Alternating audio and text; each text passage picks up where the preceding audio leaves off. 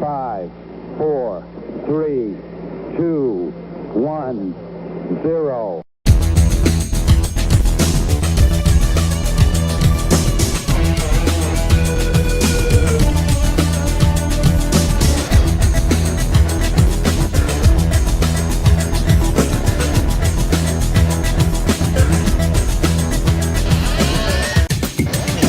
This is the Culture Clash. Liftoff. We have a liftoff. Welcome, everybody, to the latest episode of Culture Clash here on the Fandom Podcast Network. We got a fun night ahead here on Culture Clash, and you know what? It's time. Last week we went a little Oblivion, and you think, oh well, it's time for some time travel. No, we're mixing things up. We're going a little crazy here because if we are going back to saving a movie from Oblivion, it's a movie that I am a huge fan of. You're going to be talking tonight about Need for Speed, the 2014 film. I think there's some reasons it went to Oblivion that really had nothing to do with the quality of the movie, and we're going to get into that. But I feel like I've been missing something for the last about month, and I don't know what it is. But I know somebody who has been here with me, helping me keep things going. And because we are doing Phantom Oblivion, we need her movie expertise, and that is, of course, the queen of movie foo, the one and only Lacey Adderhold. Hello. Hooray, How hooray. are you, Lacey? How are you, Miss Lacey? I am doing well. Just ready to jump in on Need for Speed. Yeah. It's gonna be fun. Are you like me? Do you feel like we've been missing something for a while? I mean, there's been a little like haze in the stratosphere. Can't put my finger on it. I don't know if it's this feeling I have of like something's returning or if it's impending doom. Judging from what I think we're about to see, I'm going to go with impending doom. Could be both, right?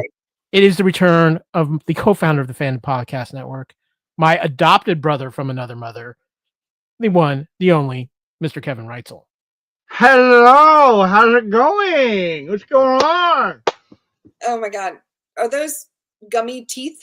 Yes, they are. They are Australian gummy teeth. Nice. They're my favorite gummy candy, and they're so much fun too. Look at that gummy teeth right there. So I was gonna say you should get your money back from the dentist, Kevin. So you know how like when someone gets kidnapped, they have to prove that they're alive, and they ask them a secret question. Mm-hmm. If you ask me what's your favorite gummy candy, it's gummy teeth. So there you go. Okay. I don't know. I still like that gummy bacon I found a couple months back at Rocket Fitness. Good to be back. Well, now, Kevin, it's been a while. You remember how we do it around here? Because this is the Fandom Podcast Network. Sure. Yeah. Yeah. And of course, if you're watching us on YouTube, thank you so much for joining us. If you're listening to us on the podcast version of this episode of Culture Clash, we thank you for listening too. But yeah, we are the Fandom Podcast Network, and this is Culture Clash, the flagship show of the Fandom Podcast Network. And we got a lot to talk about tonight. But first, Kevin, I'm gonna kind of, before we get into the fun stuff, I want to give you a chance because there's some things aren't fun, and we got some sad news just the other day, and I want you to go into this. Yeah, I want to do a little tribute to a good friend of mine, Carlos Maya. He's part of my old Santa Barbara card gaming crew, and he passed away yesterday. And I found out from my good friend Kat Cedar, guest host, of course, recently for True Believers. And Carlos was a good guy, and we really enjoyed hanging out with him. And he was part of our what we call our Rusty's Pizza gaming nights, and like started in the 90s, with Star Wars, Star Trek, and Highlander and a bunch of other stuff. And whenever I would come back to Santa Barbara when I was working for Decipher, the card game company, he was always part of the group. And I have a picture of me and Carlos here. He's also a fellow Dodger and Raiders fan. He also was a big D&D player with Kat's D&D group. And I got a picture up here of our group at Rusty's Pizza. A lot of people would come up from like San Diego and come driving up a few hours from LA to playing these big tournaments they would always do. And he was always there. And he was also a musician. He played trombone, I think it was, and a very, very sweet guy. And we're going to miss him dearly. And Carlos also used to pop in and on the live chat and on Culture Clash. Whenever we did live shows, he would come in, chat in, and sometimes he would just watch and not comment. He always told me about it. And gone too soon. Good guy, and I want to say rest in peace, Carlos. I miss you. Love you, man. Yeah. Well, yeah, I remember him popping in on the chat many a time, and so yes, you will be missed, Carlos. And hopefully, wherever you're at, there's some great D&D and great card playing going on. So yeah. With that, too, guys, let's get on to some happier news. And first and foremost, let's talk about what is happening around the Fandom Podcast Network. We do stuff around here. There's a lot of stuff, really a lot of stuff, but we have fun doing it. And one of the things that is happening right now is, of course, the Union Federation podcast, which you find both on the Fandom Podcast Network and the BQN Network. And right now, Kevin, it is all about season 5, the final season of Lower Decks. And I know you've been gone, but I know you'll be jumping back on this good ship, Union Federation, for the rest of the way for Lower Decks. But I got to ask you, have you been staying caught up in your? Oh, yes. Yeah. Oh, yes. I'll be watching the new episode either tonight or tomorrow morning. I love this series. I love the respect it's paying to all the other Star Trek series, the call outs, the Easter eggs. This show is one of my favorite Star Trek shows. Absolutely love it. It's been a blast, and I think this season has been very solid so far. And we're already halfway there, and that's kind of sad. I did want to mention real quick, because we're on Lower Decks, and I didn't put anything in the notes or the slideshow, that I was working with Amy last night, one of our co-hosts there at Union Fed, and we're working on the new show that we're going to start at the beginning of January. We're going to talk about the Orville. We're going to do a fun little limited podcast, about 10 episodes, doing crew profiles of all the main cast members. And we were picking episodes for each of the characters to highlight. And, I don't know if the rumor's true, with Scott Grimes saying a couple of months ago that they're going to go into production of season 4 in the beginning of this 2025 year. Hopefully we'll hear more about that. But we're going to give you your Orville fix here on the Union Federation. So stay tuned. Yes, Lacey. I just saw that it was verified like 2 weeks ago. With what and who? It wasn't Scott Grimes. It wasn't Seth MacFarlane. It was a company. It wasn't a. Well, I hope that we get something from Seth, like a early set picture and stuff. If they go in there, because they were supposed to start, according to Scott, they're supposed to start production in January of 2025. So we'll see. But we're going to give you your fix for 10 episodes. Nice. Love it. Yeah, that is gonna be a lot of fun, but there's other things too happening here at the Fandom Podcast Network, including the Lethal Mullet. And Lacey, you and I actually joined the Lethal Mullet himself, Mr. Adam O'Brien, to talk the Boondock Saints. Yes, and the photo that's up has him, has Adam superimposed as Rocco. So I'm wondering, between you and me, if the two of us are the other two, who would you be? Would you be Connor or Murphy? I'd probably be Connor. See, good, because I want to give you guys props on that show. I listened to that podcast when I was in Australia. That was a fun show. Great job, guys. My friend Heather and I used to call each other Connor and Murph. Yeah, it was an interesting trip it's always an interesting trip with the Mullet, but it was a very interesting trip doing the Boondock Saints, a film I actually hadn't visited in a while. So it was fun to get back into that. But again, Adam O'Brien doing great stuff with the Lethal Mullet, but two, if we just wrapped up our True Believers coverage of Agatha All Along, which maybe one of the best shows Marvel has done on Disney Plus. Now, Kevin, you started with us, then you went off to Australia, you came back. I got to ask you, have you been caught up on Agatha All Along? Oh yeah, I'm caught up. I really enjoyed the show. I know Kat, who was co-hosting with you while I was gone, wasn't a fan of the last episode. Now it ended. I was fine with it. Hopefully we'll get another season. And Catherine Hahn is just fabulous in that series. Absolutely adore her in it. She is a force of nature, and she was wonderful in that. And I don't think we're done with her in the MCU, but definitely check out those True Believer episodes. We had a lot of fun talking Agatha All Along. And Kevin, we travel through time around here. In fact, I got to say, tonight almost feels like a time warp because Mike Tyson is fighting tonight on Netflix. Are we sure we're in the 80s?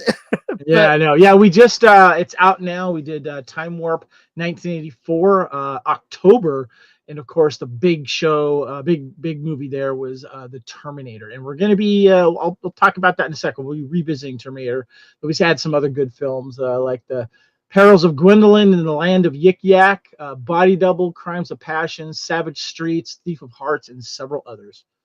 I just got a shout out real quick too. About a month after we put out this episode, the guys over at the Rewatchables did a Body Double rewatchable. Yeah, they did. It's like, oh, I see how it goes now. But October is out, and very shortly, now that Kevin is back, we will be recording November. And there's some interesting movies in November, including, I know, one of your all-time favorite cult classic films, Kevin. Yes. I mean, there's a couple here. I'm not sure what you're referring to. Well, usually, Night I know of the you have a Comet? very soft spot for Night of the Comet. Yes. Yes, and I watched that with my wife in Australia. I'll tell more about that later. But yeah, Nightmare on Elm Street dropped. I watched Supergirl. I felt like for the first time in forever. Missing in Action, the Ewok movie, Caravan of Courage, and No Small Affair, a nice John Cryer and Demi Moore film, plus much, much more. We'll be talking about that soon. That is very true. And of course, Kevin, too, a little hair metal action. You got the what is it? What are you calling it? The Hair Metal Council together? Yes, we did the VH1 Top 40 Hair Bands that premiered in 2001. And then I got some feedback on the guys, and we decided to pick our top 10 hair metal bands, but we judged it on a 5-point sleaze meter of the best hair metal bands. And I was proud to show off my original VHS copy that I recorded back in 2001 of VH1 Top 40 Hair Bands. Great show. Make sure you check it out. Yeah, I've been having a little problem with that sleaze meter copyright, though, Kevin. So I'll keep you informed on that. Yeah, that should be my copyright. Don't give it away. Yeah. Well, you mentioned it earlier. One of the movies we just recently discussed on Time Warp. We're going to do a little bit deeper dive into it, Kevin. Yes, we got this Terminator one right here. Look at that. It's got Deadpool on the cover. Remember those Walmart versions when Deadpool 2 was coming out? They did the thing, and then on the back, Deadpool says, "I wish I was in this film." So yeah, I got the alternate cover of that, but I also got like a cool DVD with the look at that little prism action going on there, a little lenticular cover, and I got Schwarzenegger Terminator on VHS still sealed. And we'll be talking about some other editions too. My lovely wife Erin is going to be on that because we had a special viewing of the Terminator back early part of the year that we'll discuss. It's going to be a fun podcast. Yay. Kyle, you there? All right. I think he might have you hear me all right, Lacey? I can hear you.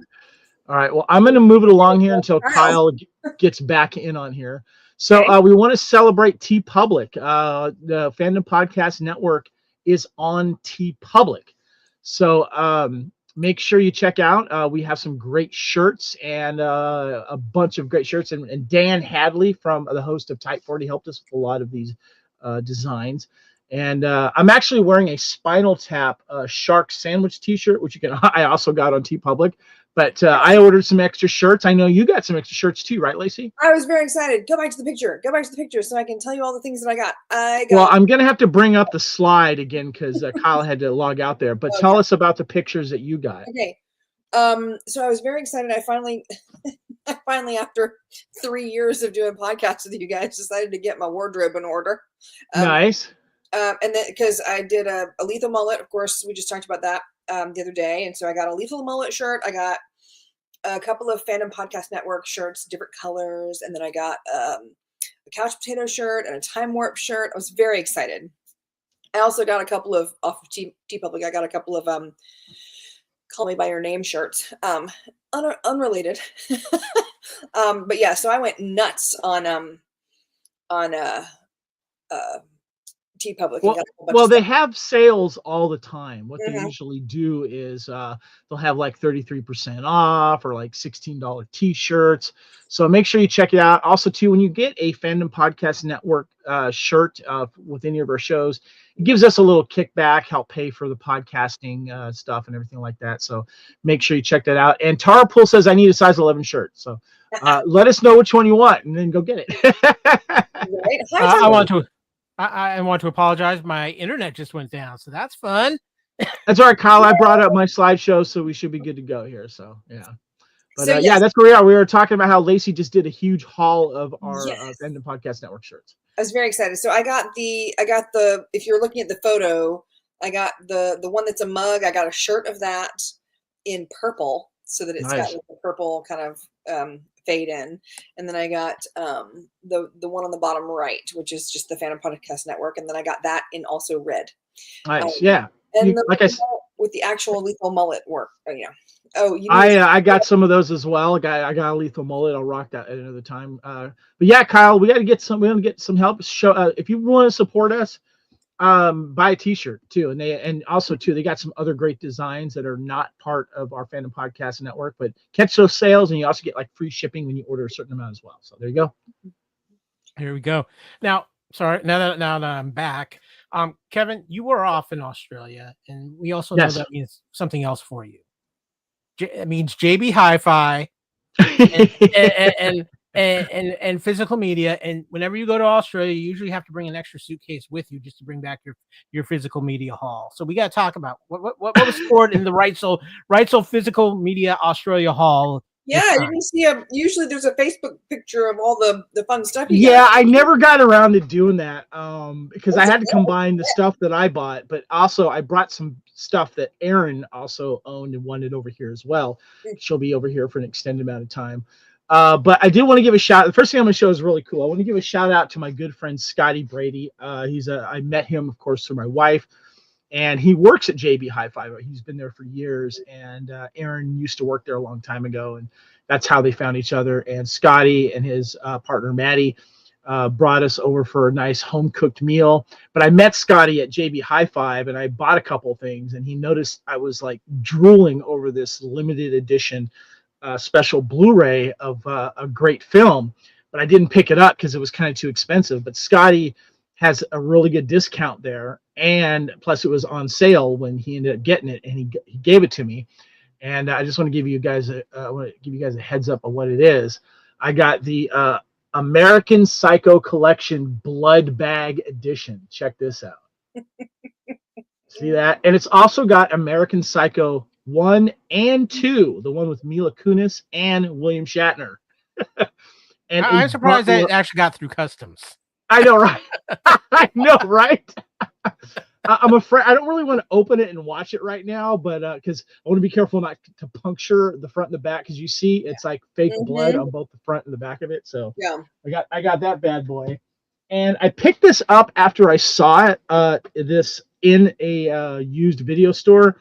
Remember good old film celebrating an anniversary this year called Galaxy Quest? Well, there was a documentary I saw in the theater called Never Surrender, a Galaxy Quest documentary, and I found it on eBay. But what's really cool is that it comes with an awesome slipcase that looks like the NSEA Protector model toy, and then you flip it around and it looks like it's the toy, and it's a really cool slipcover. And just so you know, if you're a fan, they are releasing a special 4K edition of Galaxy Quest in December. I have already pre-ordered it. And since Australia doesn't like Disney and anything Disney owns, they didn't get Deadpool Wolverine, so I couldn't pick it up there. But I did pre-order it. I got my copy, of course, Blu-ray digital code in 4K as well. Wait a minute, Kevin. The question is how many did you try to sneak over to sell to your Australian friends? I did not, because it dropped when I was in Australia, so I didn't have a chance to do that, So I was kind of in that weird thing there. But I did go by the way, Kino Lorber. Thank you, by the way, Lacey, for hooking me up with Kino Lorber. They had a nice sale. I picked up some stuff. Did you know I'm a big Tintin fan? You guys know who Tintin is, right?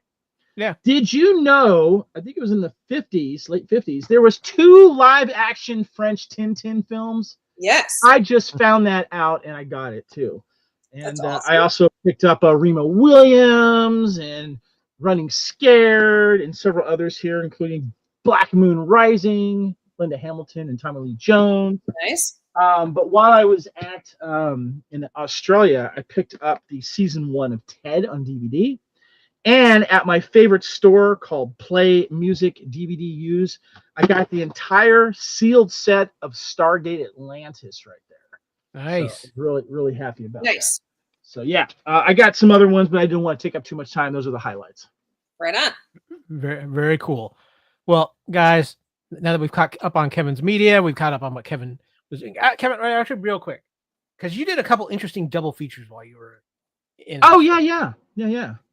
So we did one double feature there. We it was right before Halloween. We went to go see, Aaron and I went to a theater that's been around since 1936 called the Astor. And a lot of famous people have been to this theater, and they actually host celebrities while they're showing movies.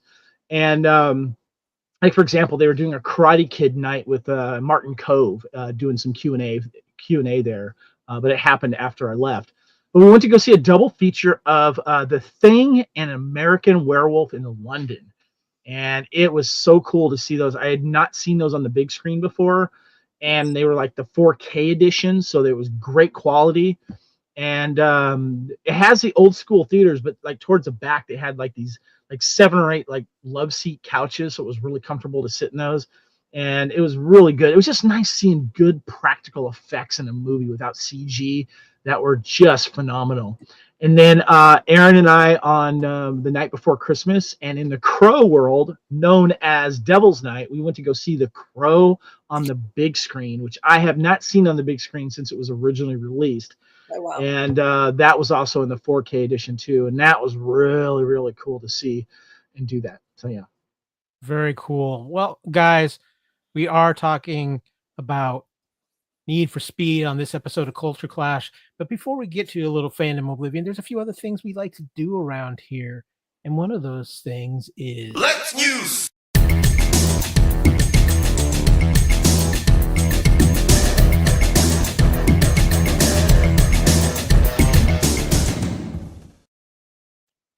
Yeah, there's been a few things going on in the news.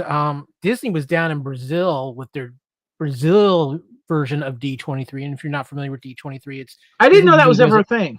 Yeah, I didn't know that was an international one was ever a thing, but apparently it was. And apparently they dropped all kinds of good stuff, because I found a lot of cool trailers and everything going on around there. And first and foremost, they dropped a very interesting coming in 2025 trailer for Disney Plus. Because you have to remember now, Disney Plus only includes Disney stuff. It includes Hulu. It includes National Geographic. So many things. But guys, of course, it was just a ton. And let's just go over some of the highlights that were in this trailer. Of course, for a lot of you, The Bear is an incredibly popular show on Hulu. I'm a fan of it. Season 4 is coming out in 2025. It was filmed simultaneously with season 3. So we're getting that. And/or season 2, which is coming in April. We're going to get into that here in just a little bit more, but that was one of the things highlighted. As well as this, Kevin, and this is something I have been waiting to start seeing some for a long time, and that is the Hulu TV project, Alien Earth. And the sequences from this looked fantastic. I have been hearing good things. I cannot wait for this to come out later in 2025. I'm going to have to wait longer because I don't have Hulu, which sucks. Coming from Marvel Studios, a little bit more footage from Ironheart, which is going to be coming. It looks like June of next year.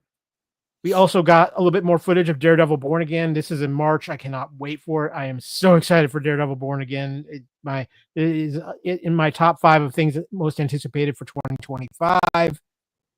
And so we had all these great things in this Hulu trailer, but there was more. There was so much more that came out of this Brazilian D23, because, Kevin, they also dropped a new trailer for Captain America, Brave New World. I absolutely love this trailer.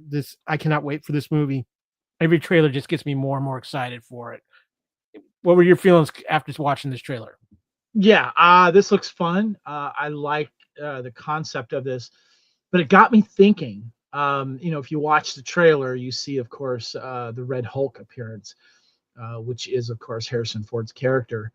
And it got me thinking, did he voluntarily become Red Hulk, or did he involuntary? Like, did someone make him Red Hulk because it makes him a weapon? So I'm kind of curious.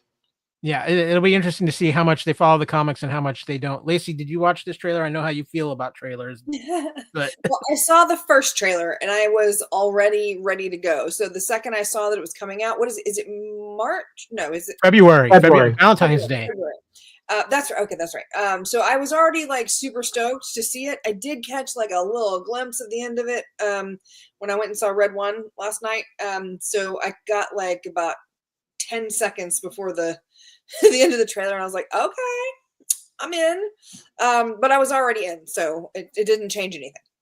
Yeah, I have, and apparently I just read too. They're actually doing a few more reshoots for this, so we'll see. Maybe they're working up a couple of surprises here with that. But two, maybe the Marvel movie I'm most excited about right now next year, Thunderbolts. Kevin, I absolutely love this trailer. This trailer was fun. It was hilarious. I'm just going to hand it to you because I want to know your. Yeah, I think that this is going to be the movie that kind of gives us a Guardians of the Galaxy type feel, that we're just going to see a weird, eclectic group of superheroes that are brought together for something. And I love that these guys, and it looks so much fun. This was the one I'm most excited about, to be honest with you. And honestly, when this was first announced, I was just like, okay, whatever. And then after seeing this last trailer, I'm like, I'm in. I'm interested in the fact that Lacey, have you seen any of the trailers for Thunderbolts? No. Look, if it's got Sebastian Stan and Wyatt, like everyone in this is someone that I follow. Like everyone in this is someone that I'll go see a movie for. Any one of them could carry a movie singularly for me. I like how they were giving each other shit in this film or in this trailer too. I thought that was funny. It's just every time, because I've seen a couple of still shots, right? So it's like the one that you've got on the screen right now, and then the poster where they're all kind of shoved up against the glass. They always look so like it looks like they're the post battle shawarma thing. Yeah. Like every screenshot you see or every still shot you see from Thunderbolts, it looks like that just exhaustion after the battle that they had at the end of Avengers, which is delightful. I'm trying to figure out, maybe you already know, maybe it's a spoiler, I don't know. What's the time for, like, where does this fit in the series? Because Wyatt Russell's character is post Captain America, but David Harbour's character is like, I don't know where it takes place after it takes place in current MCU timeline, so it's after Falcon and Winter Soldier, probably around the same time Captain America is going to take place. Yeah, Okay. I think they're being released in the order it takes time, because I think Captain America, and I think we're going to hear some or see some effects of what happened after Captain America Brave New World, and then it jumps right into Thunderbolts, I think. Right. Well, I think that would explain it, because basically you watch, Falcon and Winter Soldier, and then I guess the two, because they kind of went their separate ways, and that gives us two different movies. So yeah. I only have two questions, two things for you here, Kevin. One, can you find the switch that turns on the defense system and not the stereo and the disco light? And two, is that Bucky?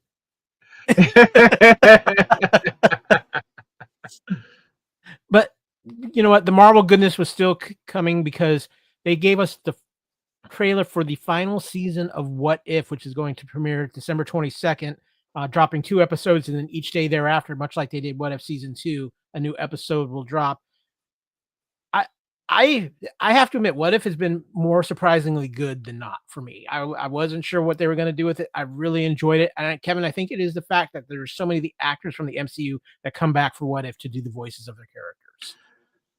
What If's been hit or miss for me, but what I see being teased of what's coming up for this, I'm a little more excited about, because it's got some new people in it. The fact that you have Agatha Harkness with a musical number, and then a team up between Shang-Chi and Kate Bishop in a Western-themed setting. It sounds kind of cool to me. I'm just saying. I had seen nothing about this. I didn't watch season 2 because the first season was just kind of, like you said, kind of hit out. I liked about 4 out of the, what were there, 8, maybe 9 of them. Yeah. I liked 4 or 5 of them. And so I just had, season 2 is just kind of like on the list of stuff, I haven't gotten around to it yet. But that right there, Shang-Chi and Kate Bishop in Western, I'm in. That sounds awesome. I will tell you this about season 2. If you're a Haley Atwell fan, you will very much enjoy season 2, because Captain Carter gets a major storyline throughout all of season 2. So cool. What If, right around the corner, we will be covering it on True Believers. Don't you worry. But you know what, Kevin, the other thing that I think is high on all of our anticipation lists in 2025, Andor season 2. We got a little bit of a teaser trailer and announced premiering it. I believe it's going to release April 22nd of 2025. Andor, for a lot of people, is maybe the best show Star Wars wise that has been on Disney Plus. Season 1 was phenomenal. I am so ready for season 2, Kevin. Yeah, I watched the first episode recently while I was in Australia. After I saw the trailer for this, I'm like, because I'm gonna do a rewatch of the entire first season. I hope they do the same thing where like 3 episodes take place at a certain time and it jumps forward a little bit, and you got the next 3 and the next 3 because it's 12 episodes. And I'm trying not to watch too much of the trailers on this, but I couldn't help myself from watching the recent one, and it just makes me excited, especially the fact that we're gonna get Krennic back. Krennic, one of my favorite characters and villains from Star Wars universe from Rogue One. I love Krennic. He's great. Lacey, I don't think I've ever heard. What did you watch Andor season 1? I have season 1. I have not watched it. There is so much Star Wars content that I am so far behind. I haven't even watched Obi-Wan yet, or Kenobi. Okay. I haven't watched Kenobi yet. I haven't seen Mandalorian season 2 yet. I'm behind on Star Wars, big time. We got to get you out of that carbonite and get you caught back up. I know, man. I've been like going down the Marvel rabbit hole, and then with the time warp, and I'm doing like 9 podcasts in the next. That is true, but Andor cannot wait. Yeah. But, I got a question for both of you. Are you both ready to run? Because we got our trailer for. They've changed the title a little bit. It is now Tom Cruise in Mission Impossible: The Final Reckoning, not Dead Reckoning Part 2, but The Final Reckoning. And I love Dead Reckoning Part 1. This looks to be more of the same. I love the action in these films of Tom Cruise doing some crazy stunts yet again, whether it's underwater or on a couple of planes, just flying around on the wing. No big deal, right, Kevin?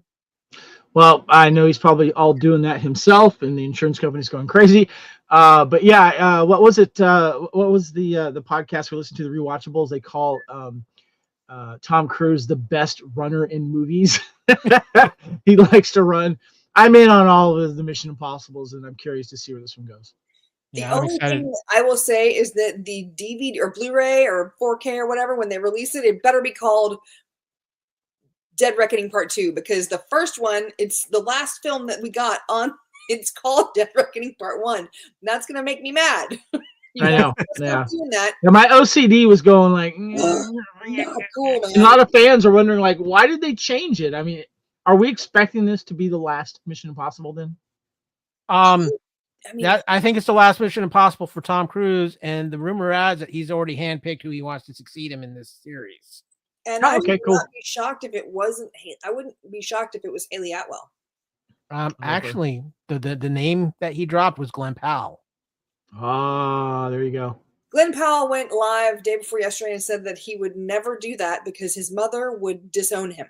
I don't think he would do the stunts like Tom Cruise does, but he can definitely take over the franchise. So much that he was like, I would never live up to Tom Cruise in my mother's eyes. I could never do that. She has forbidden me from doing this. Yep. He was like, it's so cool that even my name was. I still think he would do it. I still think he would. Yeah, I think he would too. Going back to a little piece of Marvel, this didn't come from D23, but this came from Denzel Washington's mouth himself, and this is big. Denzel Washington revealed in August that there were very few films left for him to make at this stage in his Oscar-winning career, but he's revealing that Black Panther 3 is one of them. While in Australia, I watched their version of the Today Show while he's on the press tour for Gladiator 2, because that's already out in Australia. You damn jealous. My wife saw it last night. Washington said that director Brian Coogler is writing him a role in the third Black Panther film. It'll be one of Washington's final movies, along with the new Steve McQueen project and a film adaptation of Shakespeare's Othello.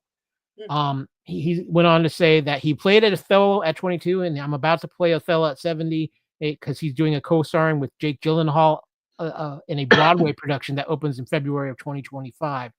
The Steve McQueen project remains under wraps. Netflix has already announced it's backing Antoine Fuqua's war movie that will star Washington as the ancient Carthaginian General Hannibal. And as for Black Panther 3, Marvel has yet to officially announce the sequel, but fans have been expecting a third tentpole from Coogler, given the success of the franchise. I mean, you have to have Denzel in a Black Panther movie at some point, Kevin. Yeah. I'm kind of on the fence about that, though. To be honest with you, to me, he is the best actor, like living right now. I'll see him in almost anything, but I'm gonna pass on Othello. I don't care. I didn't see his earlier version or whatever. I don't like going to weird Shakespeare films unless they spin into a romantic comedy, like 10 Things I Hate About You and stuff like that. But when you start doing serious, like, what was the one that Mel Gibson did? Hamlet, I think it was. I'm like, no. Like everyone's done a Hamlet, yeah. Yeah. I when it comes to the serious versions of Shakespeare, I am out. I'm checking out. Not doing it. Okay. Especially when they try to talk that old Shakespearean way. No, I'm out. Lacey, I just want to say too, I think this is more because Denzel Washington wants to work with Ryan Coogler.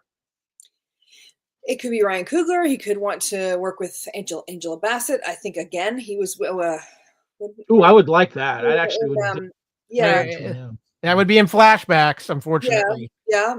But the thing is, I don't. But did she die in the last one? Yeah, she died in the last film. Yeah, I forgot about that. But my thing is this: I love Denzel Washington. I do.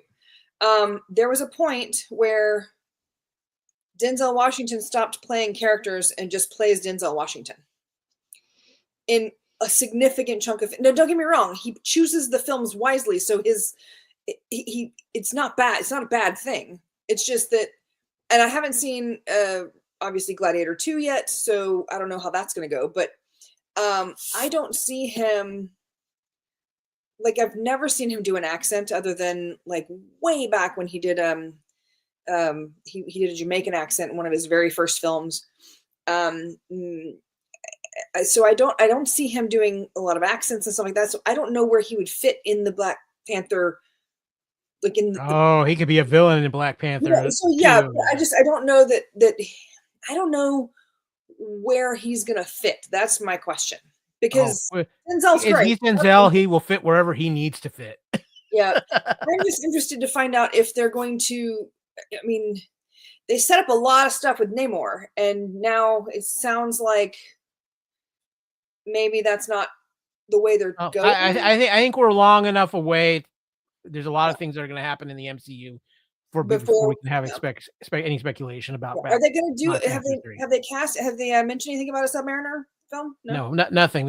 We'll get into that another time because there's other issues there, and that can go down a rabbit hole. But Denzel and Black Panther, I'm all in for sure. But for my money, Kevin, I can rewatch Ricochet any day of the week. Good movie. Such a good movie. Yeah. Kevin, guess what? Laura Croft is going to play the Game of Thrones. See what you did there. Amazon has been in development of a live action Tomb Raider television series because let's be honest with you, as much as I enjoyed the last Tomb Raider film, and I know you did too with Alicia Vikander, and I thought she was a great Laura Croft, didn't do that. I want to see her back. No. I would love to see her back, but Amazon has apparently found their Tomb Raider because, first of all, heading up this series is Phoebe Waller-Bridge, and she has cast Sophie Turner to be the new Laura Croft. We haven't seen Sophie in a while, Kevin. We haven't really seen her since the end of Game of Thrones. Obviously, she's been going through some stuff with the Jonas Brother and those kind of things, but this could be interesting casting. I would like to see her in a little bit more of a physical role that Laura Croft requires. Yeah. Yeah, she's been mostly, in tabloids and, breaking up with her husband and stuff like that. And she was great in Game of Thrones, but I think this is cool. What actually intrigues me more is that it's being helmed by Phoebe Waller-Bridge, and I loved her, of course, in Fleabag and stuff like that. But I'm curious, like, is she, when it says helmed, is she directing it and writing it and co-starring in it? That's what I'm kind of curious about, because I'm wondering, like, when it says helmed, I'm assuming she's directing it. Phoebe I feel like she's the showrunner. I don't think that. Yeah, I think that's probably closer to it, Lacey. She might direct the first and final episodes of each season or something like that, like a lot of the showrunners do. But I think that she's going to be the showrunner. I will say that Sophie Turner's been in several things, some small independent films. She was Dark Phoenix, of course, for the X-Men franchise. That did not go well. We're trying to forget that one. Yeah, we try. Yeah, and Deadpool took care of that problem for us. A lot of people are complaining online about how they don't like Sophie Turner for this role because of the inability to carry Dark Phoenix. And I think that there was so much going on with that film. Yeah. The problem was not with the acting. You know what I mean? One actor for that film's not doing well, you know. I want to give a shout out to Sophie Turner in the 2015 film Barely Lethal that starred Haley Steinfeld is Kate Bishop, and Jamie King, Samuel Jackson, Jessica Alba, where Haley plays a young spy that wants to get out of it because she wants to be a normal teenager, and Sophie Turner kind of plays the villain in this. She was really good in that. So anyway, I'm curious. I color me intrigued. Yeah. And then just today, shortly before we were getting ready to podcast, another piece of interesting news dropped. Marvel has confirmed that Julia Gardner will play the Silver Surfer in the Fantastic Four First Steps, which arrives in 2025, July 25th, in fact. So a lot of people are reacting to this because the Silver Surfer is probably one of the more iconic Marvel characters, and we've always known that character to be Norrin Rad. And I've had to bring up this point to a couple people because I think people are forgetting something about this film. Kyle, I thought I didn't realize there was different versions. Yeah. Well, there really hasn't been. The Silver Surfer is always kind of, even in whatever universe, it always seems to be Norrin Rad because it's such a pivotal character in galactic things. But you have to remember that this Fantastic Four movie in the MCU is actually starting in a parallel universe. It's not the true MCU universe. So yeah, before people panic, Norrin Rad is the Silver Surfer. This is an alternate Earth in the multiverse, and this is where the Fantastic Four is starting, and before they're brought proper into the MCU. So I'm all for it. Do these things. If you're going to do it, this is the place to do it, until we can get a proper Norrin Rad on screen in the MCU. I'm sorry, can you say the name again? What is the name? The name of who? Silver Surfer is Norrin Rad. Norrin. Norrin. Norrin. Okay, male or female? That doesn't have a gender. Yeah, but the name itself doesn't have a gender. Well, I understand. I understand that, but it's the history of the character. Well, but they've also said that her character will be named Shala Ball. And that did we say who the actress was? I didn't hear that. Julia Gardner. Julia Garner from Ozark. Yes. Yeah. Yes. Yeah. I was looking at her face and I was like, I know who that is. I can't. I didn't see Ozark. I didn't watch Ozark. So thank you. Oh, I recognized it. I just couldn't. It wasn't there. It was not there. Basically, Lacey, what they're doing with this is that in the mainstream timeline of the MCU, just real quick, Norrin Rad becomes the Herald of Galactus, the Silver Surfer, to prevent his homeworld from being destroyed. In that, the character Shala Ball, who is Norrin Rad's love, he has to be separated from her. From what it's sounding like for this film, and again, this hasn't come out by Marvel, so I'm not going to say. And when I hear from Kevin Feige's mouth or the director's mouth, I know it, but it sounds like what they're doing is they're making Shala Ball having been the one who made the sacrifice to be the Silver Surfer in this particular version of the Fantastic Four. So for all those who are, I'm just trying to say, for all the people I've had several reach out to me, what's going on? Don't panic. This is for this alternate Earth that they're going to do this storyline for. We could still get a proper Norrin Rad as the Silver Surfer in the MCU. So don't hit the panic button there. But very interesting. I think I'm very intrigued by this film. There's a lot more to come about it. We haven't even really got a really good first trailer yet, so we'll see more when that comes. But definitely some news on the Fantastic Four. But guys, that's going to wrap up the news. But you know what? We have rules around here, and we have one of those rules is that we've seen a few things. So, ladies and gentlemen, it's time to buy it, stream it, or unsee it. Yep, we have seen a few things around here, and it's time to buy it, stream it, or unsee it, where we give our reviews of films. If it's really liked, we'll buy it. If we liked it, but we'll stream it, or hopefully not. But hopefully, there's not too many things that are so bad that we have to unsee it. But we've got a lot of things to talk about in this thing. But so, spoilers ahead. We will be talking in depth on some of these films. So, if a film comes up and you haven't seen it, spoiler warning ahead now. Kevin, do you want to hit the button? I know you like to hit the button. I don't have it handy. Sorry, Kyle. No. Hit the button then.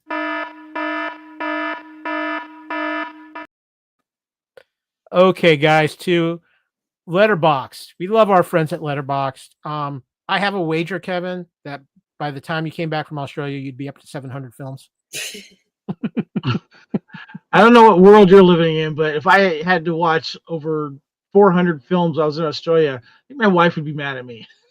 Well, that's true. We did add to our viewer watching thing, and I'll just kind of tease this too. I was watching a few movies from 1990, and I'll explain that later for Time Warp. But yeah, we were catching up on some stuff, and including I'd never seen The Wanderers before. That was interesting. But yeah, I'm up to 344 films as of now since January 1st of this year, 2024. Right on. Well, you keep plugging away at that. But Lacey, we're actually going to start with something that you watched recently, and that is Red One, our first real Christmas movie of the year, a movie that's been getting a lot of hype for a while now with The Rock, Chris Evans, Lucy Liu, J.K. Simmons, and a bunch of CGI. And you got some cool things while you went to go see this movie. Yes. Okay, so first of all, merch. Really cool, very heavy Stein. It's got the Krampusnacht on it. It's Santa Claus's brother. All right, there we go. And the other size. That is so cool. I want that so bad. It's like nice and heavy. This was it was like $32, and I'm a Regal member. Totally worth it. Yeah. So, but it's I think you get 10% off for being a Regal member. But it says Red One on the bottom. Very excited. It's got some little sticky things to keep it from And then popcorn bucket time. Okay, so popcorn bucket opens here for your popcorn. Hello. Just describe to the listeners, you're holding up basically this snow globe. A snow globe that has a remote control with it. You turn it on, and it goes red, and it goes green. That is so cool. So that is something that you learn about in the film, so we won't spoil that. But I really dug it. I thought it was really fun. I think that they pulled everybody in properly. It was really fun to watch, Black Adam and Captain America and J. Jonah Jameson deal with life as in the North Pole and all that. AKA Dwayne Johnson, Chris Evans, and J.K. Simmons. Yes. Also, the kid, that's Jimmy Fallon's nephew. I'm sorry, Jimmy Kimmel's nephew. Young Master Kimmel was fantastic. He was really good. I think he's got a career ahead of him. So that was really fun. I loved that they brought in, without being too spoilery, they brought in a significant chunk of Christmas mythology that's not all about Santa. They brought in a lot of other stuff. So I will say it's PG-13. There's a fair amount of cussing. Not a fair amount. There's a few, BS's and a little bit of, this and that. So if you have young kids, it's probably not the best. But I really enjoyed it. I think it's going to be one that I think this is going to end up being a franchise. Interesting. And I'm okay with that. Like, I feel like there's going to be a couple more coming. Kevin, I know you got a chance to see this as well. Yeah, literally just got out of the theater a couple hours ago watching this. Speaking of franchise, it was directed by Jake Kasdan, who had directed the last two Jumanji films, of course, starring Dwayne "The Rock" Johnson. And he's used to doing comedy. He also did the Dewey Cox Story and a few other things too. The Zero Effect. He did the Zero Effect, and that's one of my very favorites. Old school Bill Pullman. Yeah. I enjoyed this movie, and I liked your point, Lacey, about how it touches on other Christmas mythology. I found it entertaining. I love the fact that we saw Bonnie Hunt on the big screen. I've always been a fan of her. It was nice to see her kind of come out of whatever she was doing. I haven't seen her in anything in a long, long time. But my favorite part of the film is Christopher with the K, Heveju, playing Krampus. And, of course, a lot of people know him as Tormund, the big red guy that teamed up with Jon Snow from the Wildlings. him as Krampus just killed me. I loved it, and I do not want to get into a Krampus slap fight. He just stole the movie from me. I absolutely loved seeing Krampus in this and how they kind of tied that to Santa and stuff. So yeah. Yep. Sorry, I left out that we had a White Walker and one of Charlie's Angels. Yeah, there we go. Yeah. I have every intent to go seeing this, but I have one question because we kind of saw it in the trailer. Kevin, does Krampus layeth the smacketh down on the rock? Oh, yeah. Yeah. I want a rematch. We're spoken in that film. Yeah. But I like the point that Lacey made that this could be a fun franchise, and I hope they do that because, and I could see adding this film to my Christmas viewing rotation. So yeah. Okay, so it's a buy it. It's Would you say it's a buy it as well?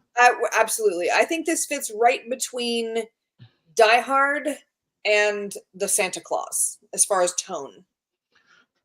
That's a good point. It's got the action that maybe the Santa Claus doesn't have, and it's got some of the maybe the heart and family stuff that maybe is overlooked in Die Hard.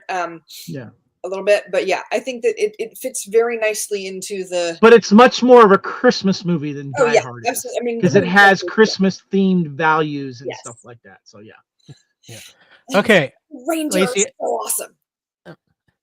Up next, a couple of Marvel alumni and Andrew Garfield and Florence Pugh in the We Live in Time. I just want to say that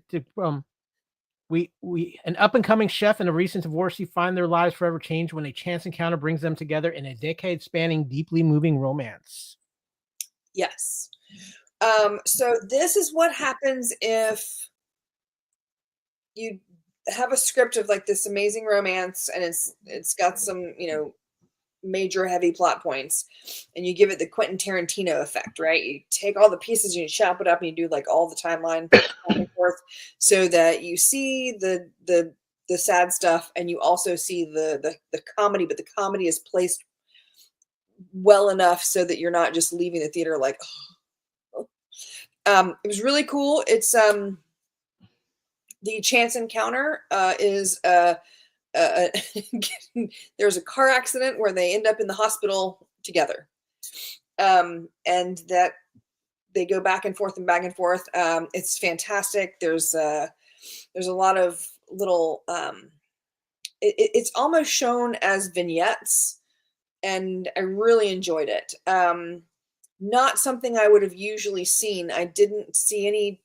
I literally went to see this just because of the two leads. I didn't have any knowledge of it before going in, and I was pleasantly surprised because I think if I had seen or read what it was about beforehand, I would have been like, that's not my thing. Because it's got some pretty heavy moments. There's a whole cancer through line and all this kind of stuff. So, but it's really well done.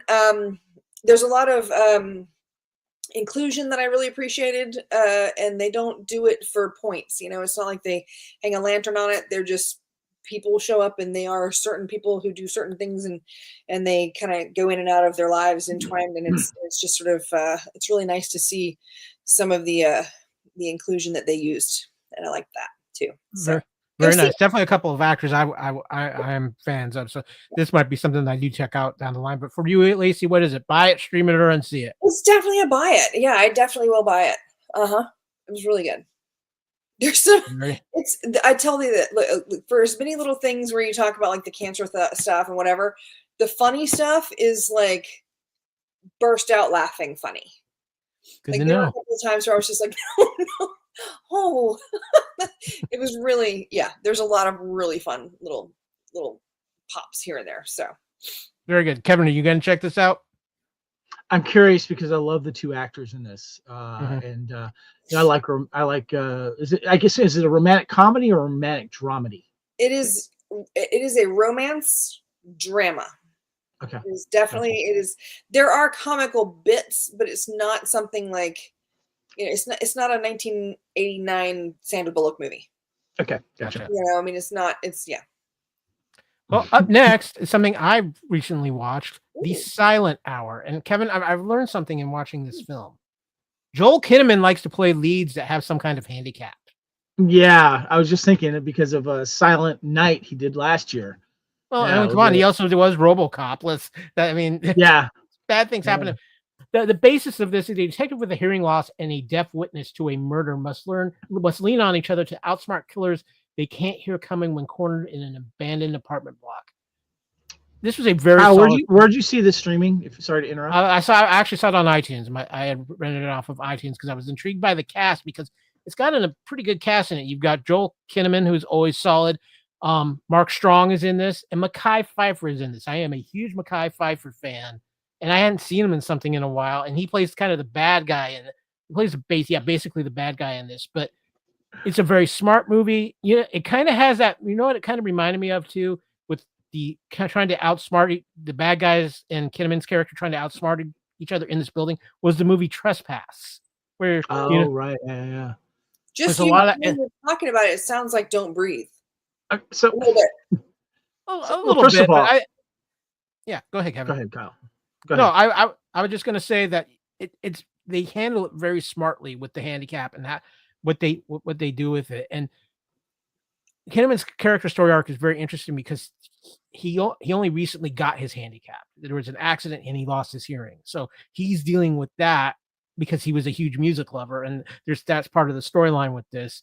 And he's bonding with this witness while they're trying to survive. But it's very well done. Some great action, some great fight sequences, and it keeps you on the edge of your seat, Kevin. Where is this streaming? Is my first question. Well, I rented it off of iTunes. How'd you find out about it then? I was just kind of looking through sale movies that were on sale or up for rental, just scanning it, and this kind of popped up, and I was looking at the cast, and I was interested, so I rented it. It is available on YouTube, Google Play Movies, Fandango at Home, and Amazon Prime Video. All right, cool. I have to check it out. Everywhere it is. So Mark Strong is the busiest man acting right now, I just want to say. And my wife will find this very funny because when we were in Sydney, we were getting ready to dive into the whole Penguin thing, and which is a series we have thoroughly enjoyed. Probably my favorite TV show of the year. And it was a together watch for us while I was in Australia. But I don't want to give all the details, but if you want to have some fun and mention it to my wife, we made a wager that she kind of roped me into about Mark Strong, and I lost the bet. And I'm not going to say what I had to do, but it followed me all the way through while I was there in Australia with my wife. And he's been in everything because I just recently watched him. It was a plane flight movie called Deadshot, which is a 1970s thriller about the Irish Republican Army versus the British Army. And he plays a character in that with Felicity, what's her name from Rogue One? She's in it as well. Oh, Felicity Jones. Yeah, and then he's going to be in the new Dune series coming out as well. So this guy's like everywhere, and I love it. But my wife is having a fun time teasing me about him being everywhere. And if you want to have some fun, making fun of me, ask my wife about Mark Strong. Can I also just say that from this photo, I swear when I was looking at it, because the names are really small, and I was like, oh, Joel Kinnaman. And I thought that was Harry Dean Stanton. No, he's dead. No, I know. I was like, oh, maybe this was something that got shelved because of, you never know. Like, there's so many things now, like they'll pull something out off the shelf and just release it willy-nilly. So but yeah, it's a crazy Kyle, is this a buy it or stream it? You bought it, but is it a buy it or stream it? I rented it because I wanted to watch it, but it is, I would say it's a solid stream it. Cool. I don't think it's it might not be everybody's cup of tea. It's a very solid and fun film worth a couple hours of entertainment. So Kevin, you played a little catch up because you saw a couple things Lacey and I talked about this past week. Let me take over this slideshow here because I don't want to take too long because we're running a little long here. But I saw Borderlands. For me, it's a stream it. I did enjoy it. And I had nothing about the game.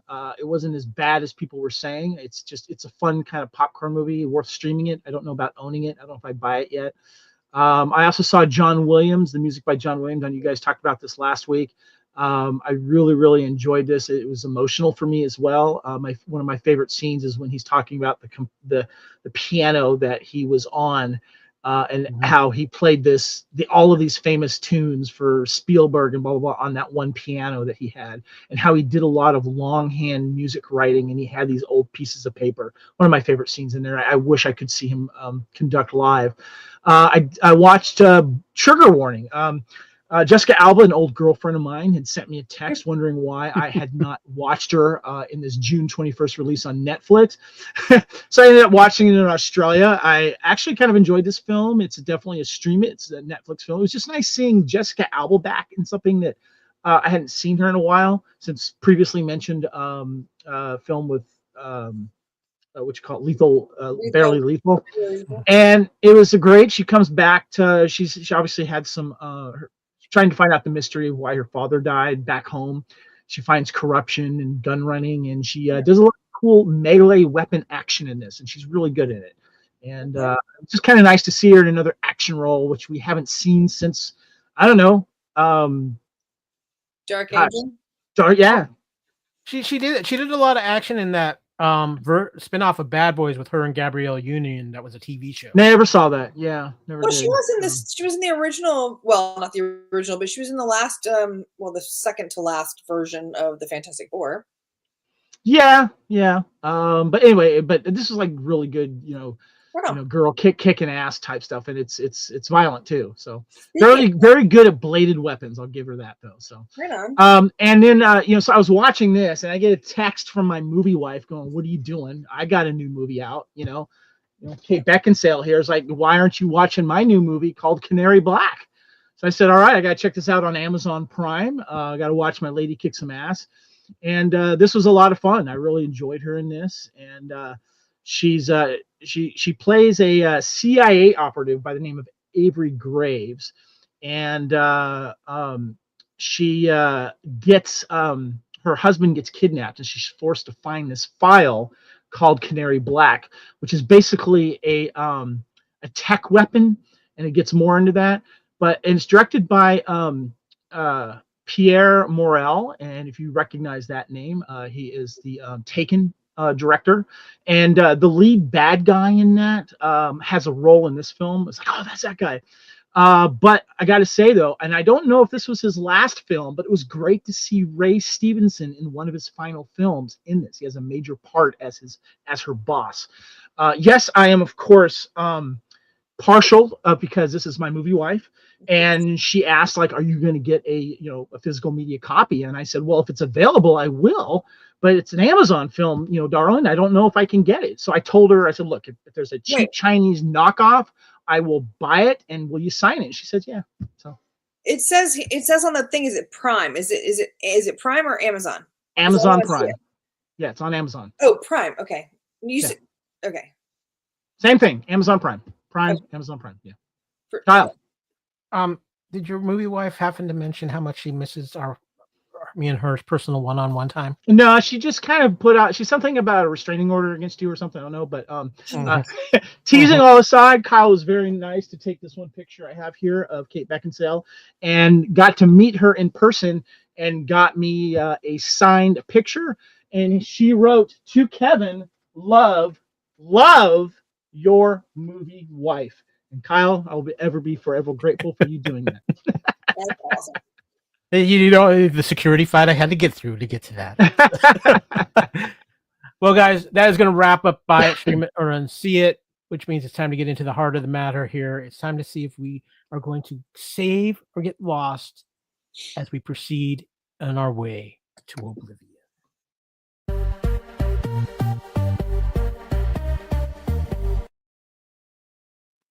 Okay, guys, as we've been saying all along, this episode of Culture Clash, it is time for Save From Fandom Oblivion.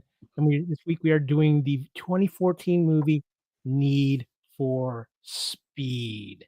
I am a huge fan of this movie. I actually pushed for this movie to be discussed on this because this movie is an absolutely fun movie.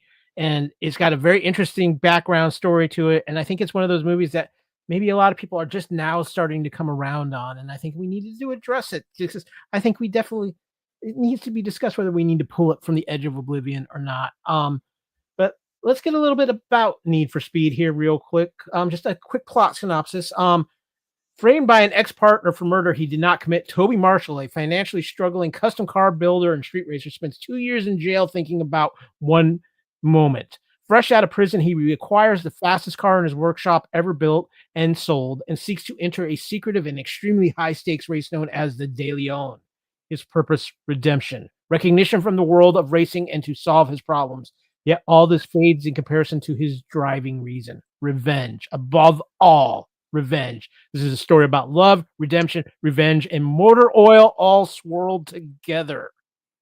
Now, real quick, there's some interesting things about the development of this film, because in 2012, in July, DreamWorks Studios was committed to a film based on the Need for Speed series of video games by Electronic Arts, initially with a release date of February 7th, 2014, and later March 14th, 2014. Brothers George and John Gatins had written a script that was being shipped to studios by April of that year. Taylor Kitsch was offered the lead role in July 2012, though the role eventually went to Aaron Paul that October. Paul had originally auditioned for the role of Dino Brewster, although director Scott Waugh and DreamWorks head Steven Spielberg decided against that and cast him as the lead. The same month, Imogen Poots was cast as the female lead. In January 2013, Dominic Cooper, Scott Mescudi, and Ramón Rodríguez, Rami Malek, and Harrison Gilbertson were cast in the film. Michael Keaton was cast in this film in February of 2013. A lot of the filming happened in Macon, Georgia. Other filming locations included Road, Atlanta, Georgia on May 12th, 2013, the 13th Street Bridge in Columbus, Georgia, in Phoenix City, Alabama, and Campus Martinez in Detroit, Michigan. It was all over the place. Other production points include sections of California Highway 1 north of Point Area, the Point Area Lighthouse, and Highway 253 between Boonville and Ukiah. I want to say that's pronounced, and also Highway 128 between the town of Navarro and Navarro Bridge, linking Highway 128 north to Highway 1 south to Point Area. Guys, this film was filmed all over the place. It's got an actually very popular cast in it now that maybe wasn't quite as known then, and just a fun film. And I just want to, first of all, before we get into the deeper aspects of our discussion, what did you think of this, and why is this a film that we are having to possibly save from Fandom Oblivion? Kevin? Well, hold on, Kyle. Let's first of all, I think you need to answer this question first. And I did want to mention that one of the notes that is the filmmakers decided against the use of computer-generated imagery in this. Like a lot of the crashes and it's all done real. But because you were the one that brought this to the table, you had mentioned this a while ago, and then I ended up coming around and just watching it. And then I went to you going, dude, we need to push this up on the schedule. This one needs to be talked about. So let's have you answer this first, Kyle, because you put this on the table first. I'm glad you did. One, it's just a fun movie. It's one of those movies that it is a couch potato theater film. It is one of those movies, no matter where you jump into it, you can jump in it and ride with it, and you're going to be entertained. It is truthfully a phenomenal cast when you look at it. You're talking Imogen Poots, Aaron Paul, he is just breaking out big time with Breaking Bad. You've got Kid Cudi in this. You've got Dominic Cooper. You even have Dakota Johnson in this. And I don't care what anybody says. You've got a great, fun, crazy-ass Michael Keaton performance in this. Michael Keaton is just, you can tell he is just having a blast with his role in this film. You add to that great cars, I think some great performances, and for what is a basic revenge story, this movie has a heart to it. I really think that this movie, it just got overlooked for a lot of reasons, and I'll get into why I think it's on the Oblivion side a little bit later on. But I think this movie was missed by so many people, Kevin. Yeah, I think this movie's finding new audience, and I'm also thinking too that people that originally saw it kind of forgot about it because of other racing movies. And this, when you said it has heart, that was a really good point right there. There's some good drama moments in this, but it's not bogged down to where you can't enjoy the rest of the film. And There's some really cool scenes in this, the car racing, the crashes, and some good drama mixed in there as well. And, and keep in mind, I remember the video game being around, never played it. So I had no reference to it at all. I remember seeing this in the theater. But what's funny about it is that when I was doing some research on this, I didn't realize that it was also in 3D. There was some 3D releases. I don't remember if I saw it in 3D. I kind of wonder if I got to see if there's a 3D Blu-ray and try and grab one. Lacey, what about you? Why do you think this makes a good Save From Fandom Oblivion movie? I think just in general, the cast is kind of this might have been what do we call it, the jumping off point for several people. I mean, obviously Aaron Paul had Breaking Bad. He literally got finished with his last scene from Breaking Bad, got on a plane, and then flew to be in this film. But as far as the rest of the cast, you had early Dakota Johnson, you had early Imogen Poots, you had early Kid Cudi. He'd only been in, I think, 2 or 3 small roles in films where he didn't play himself. Rami Malek, that's baby Rami Malek right there. He's young. So I think this is one of those ones where you go back and you realize the powerhouse of this cast. I mean, Dominic Cooper, these are folks that have gone on to all have amazing, careers. And I think that this is maybe part of a little bit of lightning in the bottle. I would agree. I mean, and the thing was, each character really does stand out, whether it's Rami Malek, who has one of the funniest scenes in the movie when he literally quits his job to go on the road. Ramón Rodríguez is always fun. Dominic Cooper is a great bad guy in this because he's just slime and you just want to hit him throughout the movie. And it's a great performance. Like you said, Lacey, a great early Dakota Johnson film too, but Kid Cudi is so good in this. He, as their military buddy, the pilot, and just his commentary. I didn't realize he's a good actor in this. I didn't realize he had some chops. I was impressed by that. I didn't realize he was Kid Cudi when I was watching this. Neither did the director when he came in to do his screen test. Apparently, after he left, the director was like, "Wow, that guy was great," and the assistant sat there and she was like, "You don't have any idea who that is, do you?" And he was like, "No." And so she played a few of his songs and he was like, "Oh, I love that guy. That was that guy? That's amazing." So yeah. Now, Kevin, you helped me put up some great notes for this, and you found some interesting trivia here on this. I'll go and do the first one if you do the second one, because a majority of the car stunts in this film were done practically using car shells with hardly any visual effects used. The body shell for the Koenigsegg, a 4.6 million supercar, cost roughly $300,000. But this is the right thing. This is the right thing to do. This is a movie trick that's gone on for years. Is they'll have a couple of hero cars, or if they can afford it in the budget. Otherwise, they'll kind of fake it. They'll put like a fake shell around like some other car, that is more affordable. And that was a smart thing to do. And it fools me. I mean, all these cars look freaking great and expensive, and when they get totaled, it's like, oh no, Yeah. Now, Kevin, the next piece of trivia is especially interesting because it involves a guy many people wouldn't thought would be involved in this kind of film. I guess this guy's kind of famous. Steven Spielberg, executive producer. Yes, DreamWorks, of course, helped produce and release this film. Was binge watching Breaking Bad and decided, along with director Scott Waugh, that Aaron Paul shouldn't play the villain, but the lead instead. Aaron Paul said during an interview on Jimmy Kimmel Live back in 2000, that started in 2003, but he said that later, of course.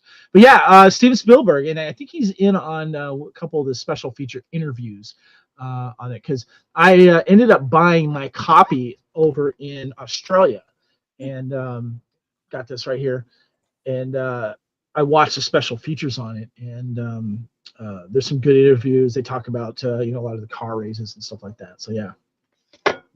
Well, also in this movie was the Mustang was heavily featured in this movie, and particularly it is a 2013 Shelby GT500 Super Snake wide body. Shelby GT500 Super Snake had a 5.8 8-liter supercharged V8 in 2 different tunes, with one producing 662 horsepower and one producing 850 horsepower. The car in the final scene before the credits is a 2015 Mustang GT prototype. I want that car, Kevin. Yeah. Before I read the next bit of trivia, I did want to mention that. Oh, geez, I forgot what I was going to say. It'll come to me. Sorry. Well, Lacey, you had your hand up. Did you want something you wanted to add in? I was going to say, this is an interesting note that I found out like 2 days ago randomly. One horse can actually produce 15 horsepower. Who knew? Nice.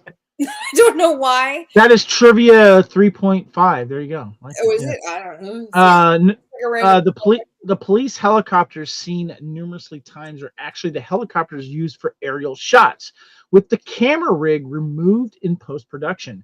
This did not only end up being cheaper than renting 2 helicopters, but also made storing the helicopters on the ground easier, an important point in the commonly used rural locations. Due to Aaron Paul's height being short at just 5'8", most of the cast is selected with the similar height so that the main hero's presence doesn't look short. That's a trick they use in most Tom Cruise films too, I think. Yeah. I mean, that started in the Westerns. They actually would have 2 sets. They would have a set where the woman would be standing in the door frame, and they'd put an extra tall door. They'd put a 9-foot door frame around the woman, but then John Wayne would walk up and they'd put a 6-foot door frame around him. And a lot of Apple boxes were used as well. Right? Yeah. So, here's some alternate casting what ifs. Taylor Kitsch, Liam Hemsworth, Brenton Thwaites, and Luke Bracey were considered for the lead role, but in the end, Aaron Paul was cast. I gotta say it was brilliant casting of Aaron Paul because he really does fit that character well, I think. Yeah. The name of the final race, the De Leon, is named after Victor De Leon III, who is in the Guinness Book of World Records as being the youngest ever professional gamer. This is a reference to Need for Speed's origins as a video game, despite Victor De Leon III not being known for playing Need for Speed. I remembered the thing I was going to say, Kyle.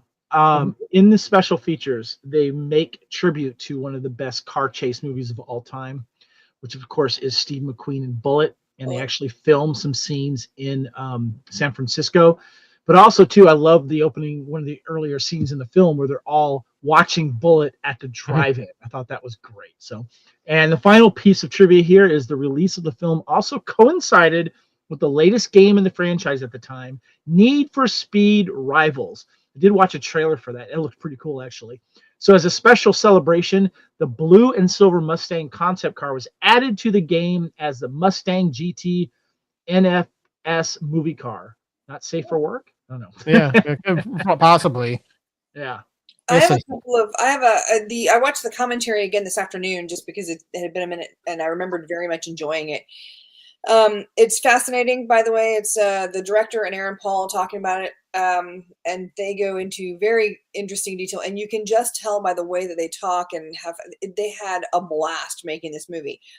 Interesting little note, the guy who played Little Pete, his name is Harrison Gilbertson. He actually had to get his driver's license for this movie. Kid Cudi learned he actually got his hours so that he could learn how to fly the Cessna, because they wanted to be able to do shots of him flying the plane, and they didn't want to cheat it. That was kind of cool. Also, Scott Waugh's father was one of the pioneers of hang gliding. Nice. He and the whole group of Stunts Unlimited, he was one of the OG Stunts Unlimited guys, which is how he kind of got into this in the first place. He knew Steve McQueen before Steve McQueen was an actor as a child. Oh. The director knew Steve McQueen when he was still actually racing cars. So that was kind of cool.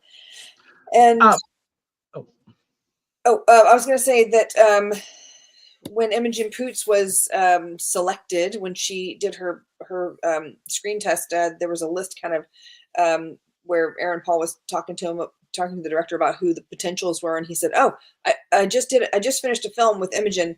If I'm going to be stuck in a car with this person, with my co-star for just days and days and days on end, she and I were great friends, because they had just finished a movie called A Long Way Down, which is awesome. So if you Oh, get and you're holding up a Blu-ray copy of it. That's cool. Of course she is. So I have along with it. This is a movie about 4 people who go to the most famous spot to commit suicide, and then make a pact to like meet once a week to make sure that they don't do it. Oh, cool. Really, and Nice. it's kind of a black Nice. comedy. It's a dark comedy, so it's not like, but yeah, and it's Awesome. yeah, Cool. it's really good. So Yeah. those are my trivias from the commentary. Very cool. Well, I've got some other interesting information about this film. It runs about 130 minutes. It's a greatly paced film, so it doesn't feel too long. Had a budget of 66 million. In the box office, made 203.3 million. 43.6 million in North America and 159.7 million in other countries for that worldwide total of 203. We're going to come back to that topic later because I got questions, Kyle. Yeah, so do I, but I think I know what was going on with that. The critical responses on Rotten Tomatoes, the film had an approval rating of 23% based on 186 reviews and an average rating of 4.3 out of 10. The site's critical consensus reads, with stock characters and a preposterous plot, this noisily diverting video game adaptation fulfills a need for speed and little else. Metacritic has the film with a score of 39 out of 100 based on 38 critics, indicating generally unfavorable reviews. Audiences polled by CinemaScore gave the film an average grade of a B+ on an A+ to F scale. How's that an average grade if it's a B+? Yeah.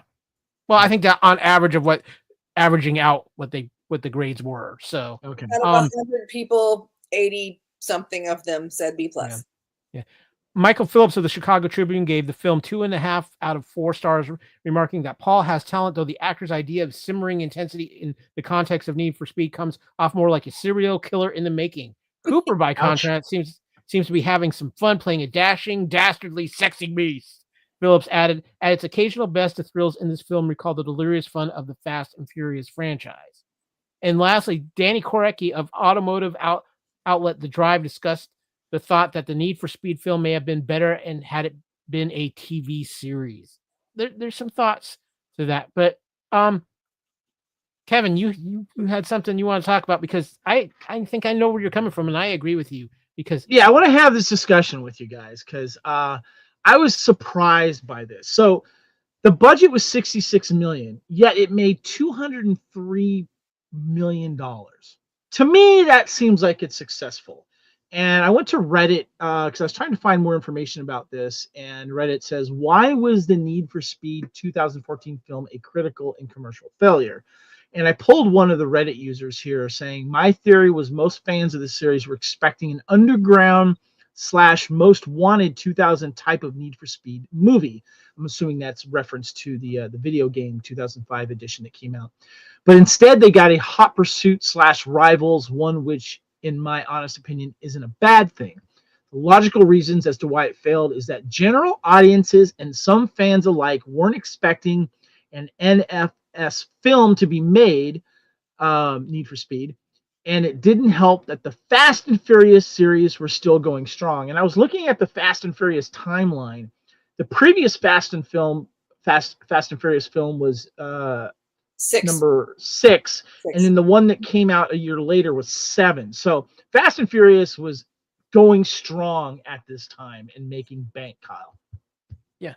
Oh wait, hold on, Lacey. Give me one quick second, Lacey, because I just want to bring this up at this point. You just hit the reason why this film is on the edge of oblivion. Fast and Furious. This movie comes out after Fast 5 comes out and right before 7 comes out, which are considered maybe the 2 best films in the franchise. The bar was set so high for this type of film by Fast and Furious that there was no way this film could compete, because everybody was just focused on Fast and Furious at this point in time. Lacey? And I was actually going to say that when Fast and Furious 6 came out, Fast 5, you have the introduction of Dwayne Johnson as, oh God, I can't remember his name. And we see that certain people are still alive and whatever. But I think that Fast and the Furious 6 is where it started going off the rails. Like, it started getting to the point. Fast and Furious 6 was where all the craziness happened. So I think but the point is here, though, Lacey, is that is that whether fans like us maybe felt that, it was still making a buttload of money. Right. And it was but that's not where I burying was going. any other type of like race car film. Right, but that's not where I was going. I was saying that Okay. so when Need for Speed came out, and this was actually a movie about like racing and cars, and it was just about racing and car.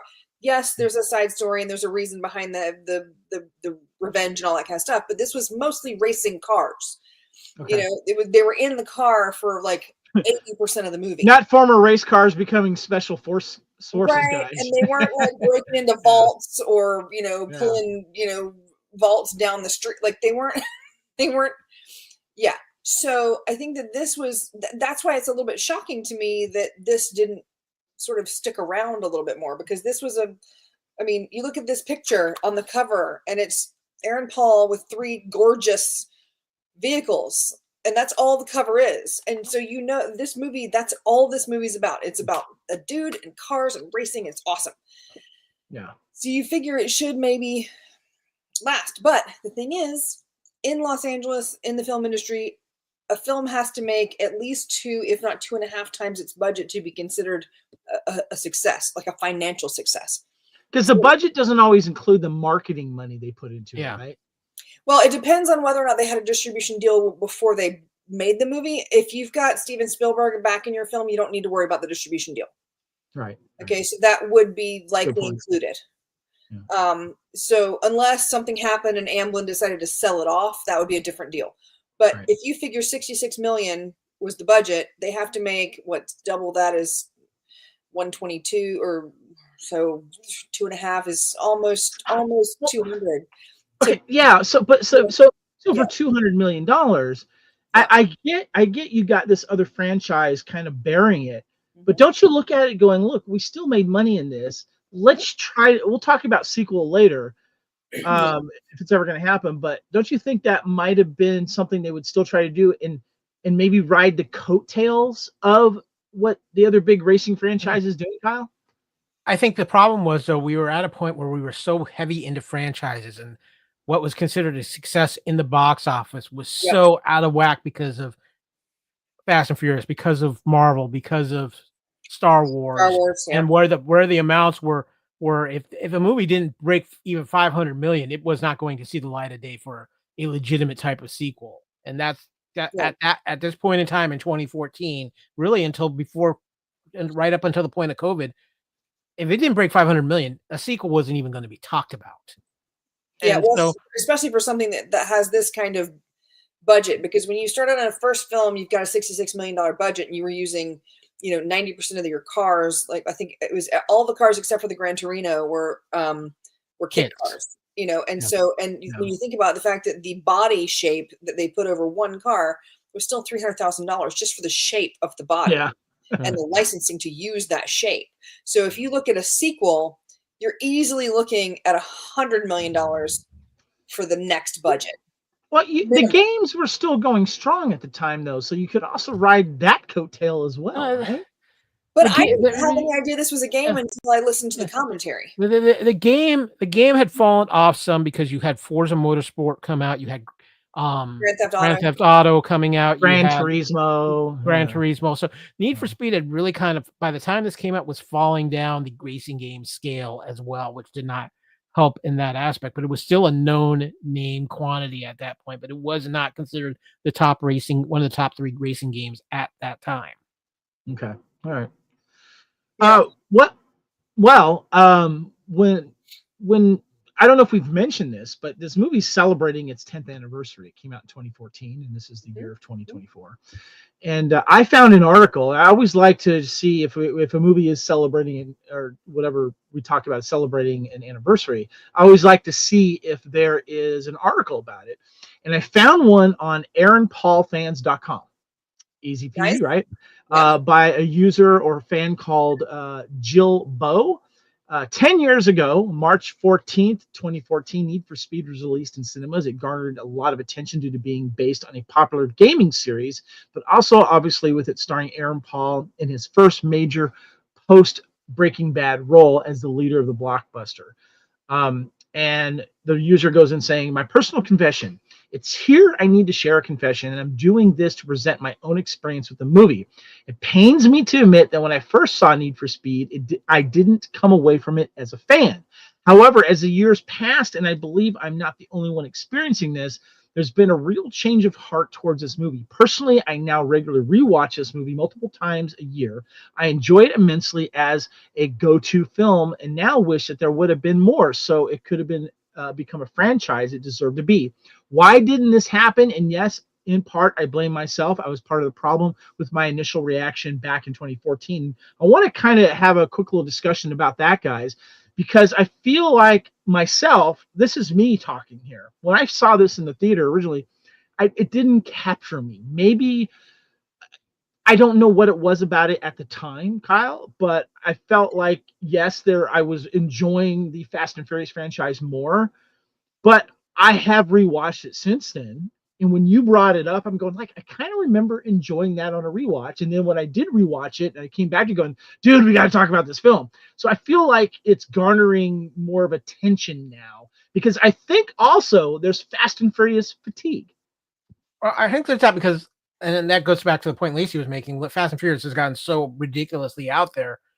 I think one of the reasons too in 2014 was we have this phenomenal cast, but this wasn't considered a phenomenal cast in 2014. These were young actors who hadn't really made their mark. Even Aaron Paul, he had just made his mark on Breaking Bad. But come on, let's be honest.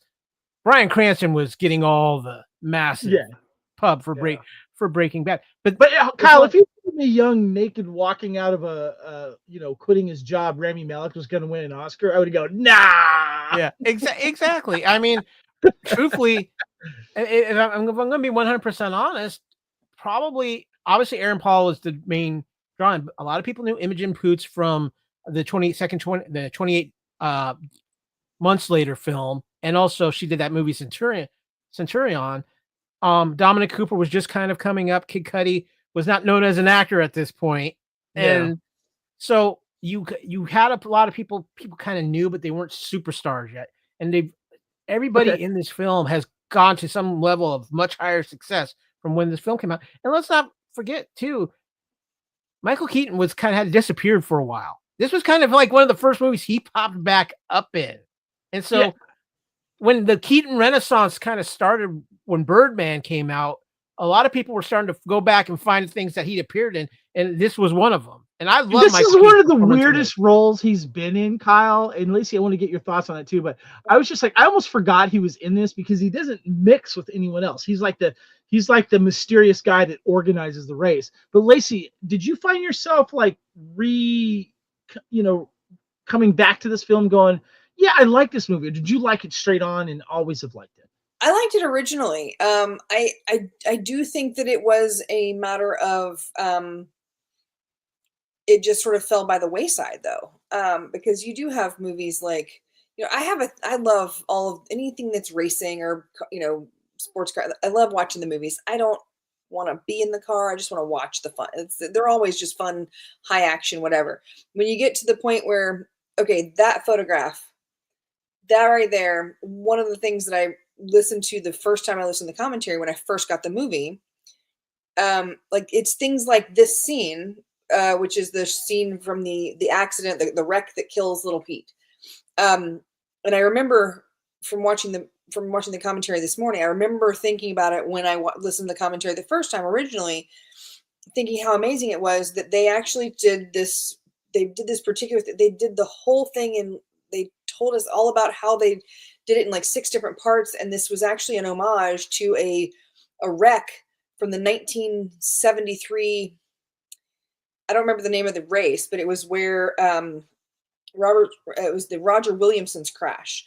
And it was where his best friend, David Purley, like stopped, got out of the car and like went to try and rescue him and had to literally stand there and watch as his best friend burned to death. And that particular race led to more safety concern, like more safety regulations, all that kind of stuff, which also leads to film safety regulations, which is an interesting, there's a lot of information that came from the film. And I really enjoyed So you've always been a fan of the film. Yeah. You didn't like rediscover it. Okay. Kyle, you had a comment to say? Because I'll have more on the article. Well, I wanted to something Lacey brought up on, and I know that we want to dive into it, is when we talk about that scene, there's a couple other important things about this movie. No CGI, and the commitment the actors put into learning the skills they needed to for this film. That goes into what I'm going to talk about here. And the article had some great pictures of them training. Like here's a picture here with Aaron Paul behind the wheel here with a camera on his face. And back to the article here, there was a real quality to Need for Speed that is unmatched in modern day movies. And I think my growing love for the film over the past 10 years is very much in reaction to the growing use of CGI for every last detail of a movie to make it perfect and totally unreal. It becomes the new normal. I never grow tired of the amazing shot of Tobey Marshall drifting to a stop perfectly in front of the camera. It feels so real. I can't tell if it's a practical stunt with no pixels in sight. It's a glorious shot. And we got some fun pictures here of Aaron Paul behind the wheel here. And then when they do the premiere, it looks like they had a little issue with the car that they're driving at one of the red carpet events here, which I thought was kind of funny. Lacey, you got a comment? Yeah, that is 100% real shot of him sliding into camera. It took over 25 takes, and the director actually had someone standing behind him with their hands on his belt because he was looking through the camera, because he was on the camera himself, because he wouldn't let anyone else put themselves in danger. And Aaron Paul kept missing the spot by like 15 feet. And it was like, dude, I'm not going to I'm just not going to be the guy who kills the director with a car. I'm not going to do it. Well, and he was like, so here's the deal. I got this guy that he had this big, strong dude who stood behind him and put his hands on his belt specifically to yank him out of the way at the very last moment, if he got too close. And the very next time he nailed it, and then they were good. Well, Aaron Paul himself, as the person in the article says, took stunt driving lessons in preparation for this role alongside Dominic Cooper. You can hear the joy in his voice when talking about driving in this film. There's a genuine passion to deliver a love letter to all classic car movies. The cars were the important factor, and the cast came together to create such great on-screen chemistry. And this person ends the article saying, I'll leave you with one last thought. At the end of Need for Speed, we saw Tobey Marshall being arrested again for street racing. Would he have been given a longer sentence this time, say a 10-year sentence maybe? It's now the time to revisit our hero and see how he rebuilds his life in a world where maybe there's a little more CGI, in a world where maybe we're a little more CGI, superhero, green screen weary. Isn't there a chance for a sequel? I'm surely not alone in thinking this. Need for Speed 2 needs to happen.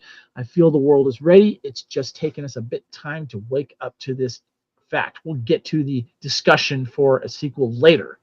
Lacey. She didn't watch the end of the film. He gets out. It says 176 days later, and she picks him up in a red Mustang. He's out. Maybe I don't know. Maybe they forgot. I don't know. But we don't really see what happens though after that though. So well, they leave in the car to go get Kid Cudi's character because he was getting released from prison within the next few days. They had the last sentence of the film is we've got 27 hours to make it to go pick him up from jail. That was kind of the haha of the whole thing, was that they literally were about to jump in the car and go on a giant road trip again. A race, yeah. Mm-hmm. Anyway, I thought we would take this time to kind of talk about our favorite scenes and moments in the movie. Yeah, Kevin, which there's something, when we're talking about the favorite scenes and moments, I just want to bring up one thing here real quick, if you'll bear with me, because one of the things about this movie too, as far as favorite scenes and everything, is the locations. Because the locations are absolutely beautiful throughout this movie. And I wanted to hit this earlier, and I didn't, because there's some locations that were near you in California, were there not? Yeah, this is, I believe, north. This is the lighthouse scene, and we have 3 slides here up on the video. If you're listening to this, make sure you check out the video. This was a great way to end that chase scene. It's a beautiful location. I want to visit this place. I've actually heard about this place. This gorgeous lighthouse that is seen. You can drive to it. I believe it's just north of San Francisco, and it was just a great way to end that race. And I definitely would like to check that out someday. But also too, Lacey, do you remember the scene? I believe there's that famous bridge that's in downtown Atlanta. Yep. A lot of I think it's the Prague Street Bridge, if I remember the name of it. Do you know what I'm talking about? It's the Prague Tunnel. Yeah, the Prague Tunnel, and so many movies have been filmed there. Videos have been filmed there. Wasn't there a scene there? I thought I recognized the art. It's like an old bridge. So I think there's a train trestle that goes over the top, but it's like got all these cool arches. There's a lot of graffiti in there as well. You don't want to go walking underneath there at night. Do you know what I'm talking about? I know exactly what you're talking about. I lived 40 yards from that bridge for 10 years. I used to live in Reynoldstown, which is near that. Right on. Yeah. I lived in Cabbagetown at the cotton mill there. Okay, yeah. So that was neighbors. Nice. So no, it's not the same bridge. I know. Okay. I knew the second you said that, I was like, yep, but not the same one. The difference is there are no arches. It's a different. And they said that the bridge that they used on the podcast, the commentary, I want to say that was done in Columbus, Georgia. Okay. Gotcha. But it was, I mean, the thing is that it was all over Georgia. It was in Macon. It was in Columbus. It was in Blue Ridge, the first. Georgia has a certain topography that I recognize all the time. Yeah. Stranger Things, when they're filming, like, yeah, that's Georgia. Oh, yeah. And then the mansion that Dominic Cooper's character lives in, that's actually like right over off of, I want to say West Paces, maybe. I mean, I know those wooden, I mean, the brick, I recognize the fence, you know, I mean, I've never been inside, but it's really, But Kyle, I'm going to let you lead this next discussion here. This movie's got some cars. I don't know if you know that. Okay. Well, you were asking about favorite scenes real quick. I just got to say, I forgot. We totally went over that. I'm sorry, guys. Yeah. Go ahead. Let's talk about our favorite scenes and moments. Okay. One, first of all, Kevin, before you make any more claims, I am claiming Imogen Poots on my movie wife list. So, okay, she's yours.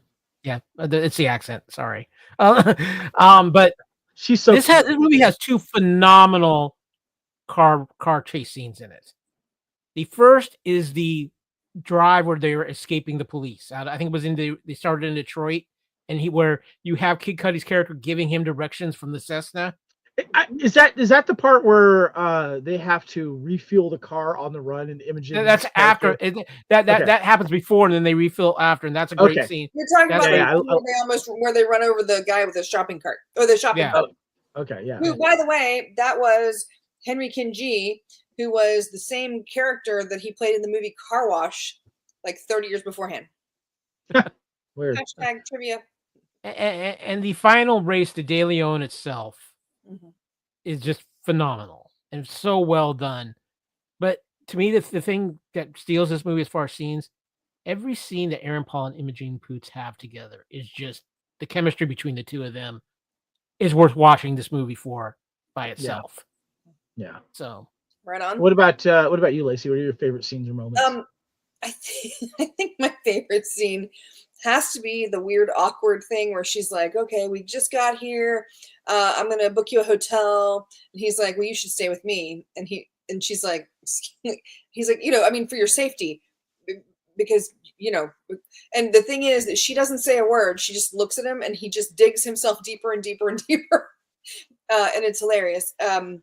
They have just really good chatty chemistry. And then, of course, the Rami Malek with the just going and tossing his clothes as he quits his job is absolutely hilarious. And the fact of the matter is that when he walks down and comes off the elevator, as was discussed in the commentary, the guy who played oh gosh, I don't know. Anthony Rodriguez. Yes, thank you. He was not told. He figured that it was going to be like a close-up shot from like here up, and that he would have pants on. And they put him in like just a cock sock, and he came off walking, and they ended up doing like a high shot from up top. And apparently, the part where he's like, "No," like running after him and running away, and then trying to jump up on it, like that was all improv, and I think that's absolutely hilarious. I had to ask you for this real quick. One of my favorite scenes, Lacey, is the opening scene at the drive-in, because you're getting a lot of the characters introduced. And I know I've been to it before. There's that drive-in that actually is south of where Reynoldstown and Cabbagetown is. about 10 or 15 minutes. I forget that road. And I believe it's a 3-screen drive-in, right? What's it called? Well, you're thinking of the Starlight. That's on Yes. Memorial. Is that still there? And was that filmed there? It is still there. That is not the one that they used for this movie. Okay. This movie was done. The drive-in was in Blue Ridge, about an hour and a half north, about 30 minutes north of the Bigfoot Museum, the Sasquatch Museum that Kyle and I visited when he was in town. So that's one of my favorite scenes. I love, of course, the pre-mentioned racing. I love the scene where she has to refuel while they're on the run. And I also like the scene where they first meet Imogen Poots, and she's just kind of playing like silly blonde girl, like how fast does this go? And she knows more than they think. But I love the scene where Kid Cudi's character has the helicopter and rescues them from the race and flies the car over the edge and escapes. I love that scene. That was a great scene. And as you mentioned, Kyle, that end race scene was just done so well. I also got to throw out the scene with Kid Cudi where he's in jail. Yeah. Props to Kid Cudi. I need to see him acting more. That kid's good. Yeah. You got to watch Don't Look Up. He was great. Okay. Yep.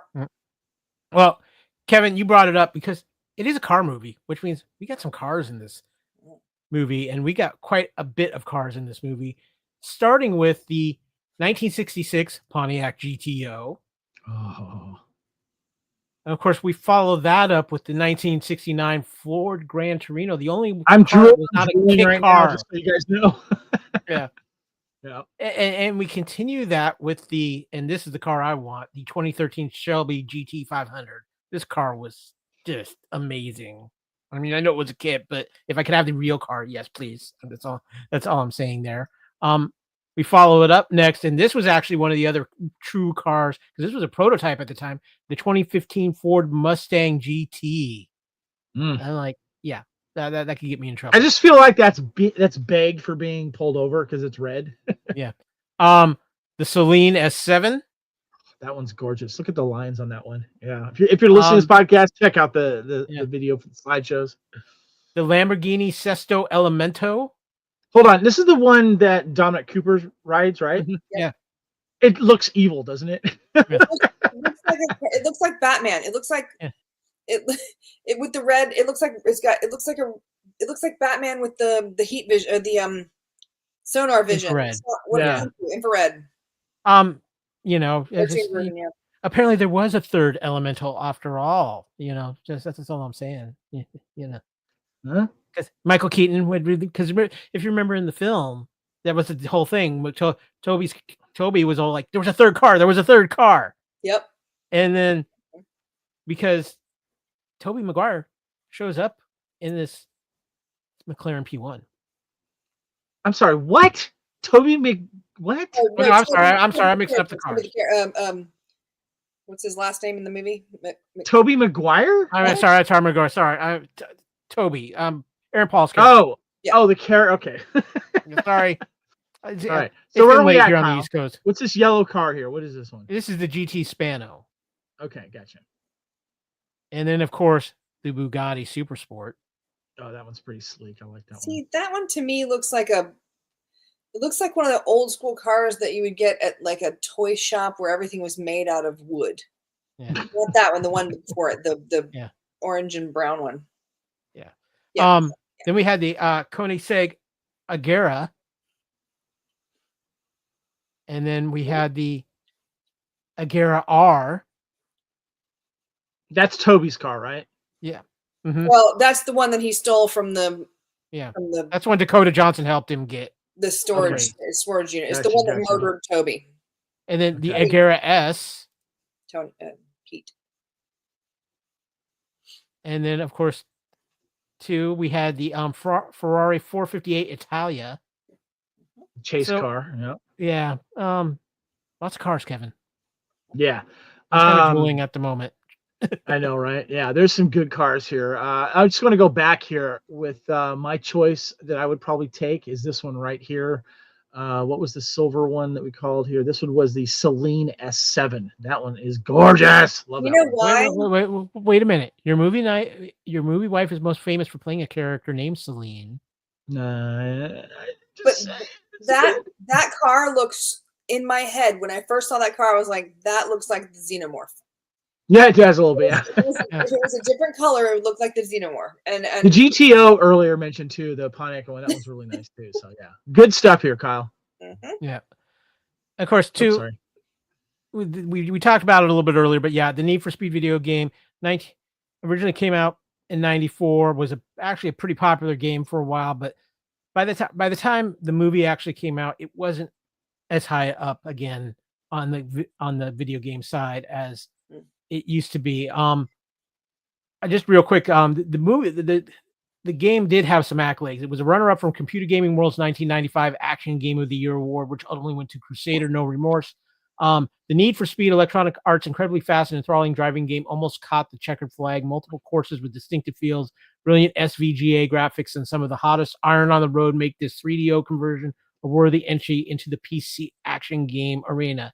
In 96, it ranked Need for Speed 87th on their top 100 games of all time. In the same issue, they also rated the 3DO version 6 in its Games Master 3DO top 10. God, the 3DO system. Saturn Power listed the game 100th in their top 100 Sega Saturn games. So this game has a spot in video game history, but the movie was probably more towards the end of life. I have a question about this. I didn't play the video game. I knew it existed. You could not know about it if you knew anything about video games during this time. Was there any complaints from the video game fans that the film didn't give tribute to it or didn't do it justice? The final scene was actually pulled exactly from the final race in Need for Speed 2. The final race in the film. I think the big thing was that in the Need for Speed games, there really wasn't a storyline per se. Okay. So like pole position or something, like where you. It was just focusing on the racing. Yeah, it wasn't like a Grand Theft Auto type storyline or anything like that. It was basically focusing on the racing. So they were giving a storyline to a game that really at the time didn't have a storyline. So Battleship. Yeah. Sorry. Love Battleship. Question for you, Kyle. You mentioned the Michael Keaton of it all and how he seemed kind of like, recessed from the whole group. I think that worked for the film. The homage that they were trying to recreate there was from a film called Vanishing Point, which was about racing, and then the DJ was involved. Yeah. Yeah. Now, Kevin, you also did a little research too, and we might be getting a Need for Speed 2. Okay, yeah. I need to preface this. So I was searching to see what was going on. There's an actual IMDb page, but like nothing's on it. And then I found like it was a fake trailer. I think some fans would love to see Vin Diesel play a character in this for obvious reasons. And I found that there will. Sorry, Lacey. Oh. Yeah. I'm with you there. Will there be a Need for Speed 2? 2025, people are saying maybe something. Vin Diesel, Aaron Paul, Universal Pictures have revealed the production of Need for Speed 2 starring Aaron Paul and Vin Diesel. This long-awaited sequel promises to deliver more heart-pounding action, breathtaking stunts, the edge of your seat excitement. And I just wrote fake fan-made trailer because this is not real, but there is an IMDb thing, and George Gatins, who is connected to the original film, and it said star Martin Van Steinberg. And I looked up this guy. I'm like, I don't know this guy very well, but there's a picture of Here's a picture of George Gatins at the Need for Speed premiere, if you want to see who he is like. And so it kind of goes on to this whole thing here with Vin Diesel being attached to this, but I think this is fan stuff here. Hold on, Lacey, I'll get to you in a second. Need for Speed 2 picks up where the first film left off. Tobey Marshall continuing his quest for justice and redemption. And none of this is confirmed. None of this at all. I think this is fan stuff. We want it to happen. Lacey, before I ask the big question, what did you want to say? The photo you've got up right now, that guy played a character in the film. The woman standing here next to him in this photograph was also in the film. That is the director's wife. Okay. She is a singer. So George. Yep. Okay. Cool. And she had a song on the soundtrack, as did Kid Cudi. Wow. Laying out the trivia. I love you for that, Lacey. That's awesome. Lots of uses. So the question is, none of this has been confirmed. A lot of fan hearsay here. There is something on the IMDb, but it's not much. So the question is, whether this is real or not, what do we want to see from a Need for Speed sequel? Lacey, since you've been throwing out the awesome trivia, what do you want to see from a first of all, do you want to see a sequel? And if so, what would you like to see? I think that the characterization, I mean, if you take 10 years, so you're not obviously going to still be going to pick up Kid Cudi from prison. I think that they're going to have to do something. I don't want to say that they'll go the same route that maybe Fast and Furious did, but somebody has to be in trouble. Something has to happen. Maybe somebody's got a sister or something. I don't know.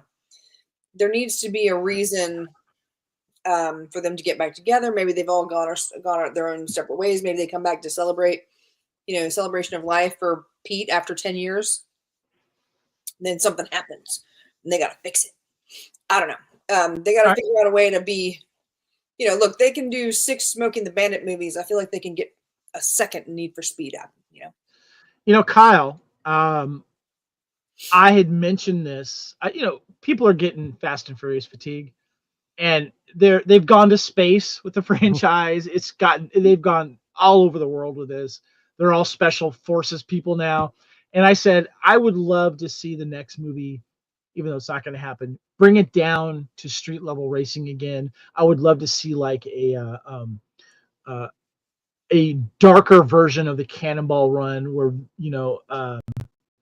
Vin Diesel's character has to participate in something and people's lives are at stake because of it. And that's what I kind of feel that this series could do again. What would you like to see from a Need for Speed sequel? So you could go one of two ways with this, I believe. You could have it be where Tobey Marshall has cleared his name. He's gone on to successful life. He's back in as a main figure in the car scene. But there's somebody new and up and coming. And he is willing to do any tactic he can to be the best racer in the world. And his mission is to get Tobey Marshall back in the De Leon. Because he wants to beat Tobey Marshall. Right. And he does something so drastic, it pulls Tobey Marshall back into the De Leon. Which would be interesting because you could pull Keaton back in easily that way too. Right. Now that's a way to get Michael Keaton back in. The other aspect that you could go with as a direction for this is location change.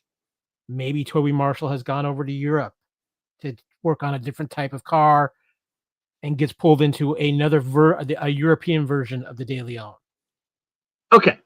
I like that, Kyle, but here's where I would like to go with it. I would like to see the movie start off with a De Leon. And I would like to see Keaton make an appearance again, even if it's kind of a cameo. But I want to see Tobey do the De Leon first. Something happens, whatever it is. But I want to see him actually legitimize his skills and actually do a real race. Maybe something happens to where the De Leon becomes official and it becomes recognized and there's an official race. And I like your idea, Kyle, of taking it overseas. But then they have to take it overseas because it won't get sponsored in the U.S. Therefore, maybe Michael Keaton's somewhere in France or somewhere in another country to where some European franchise or business decides to make it legitimate, and Tobey gets to showcase his skills and make it a car and doing something fun.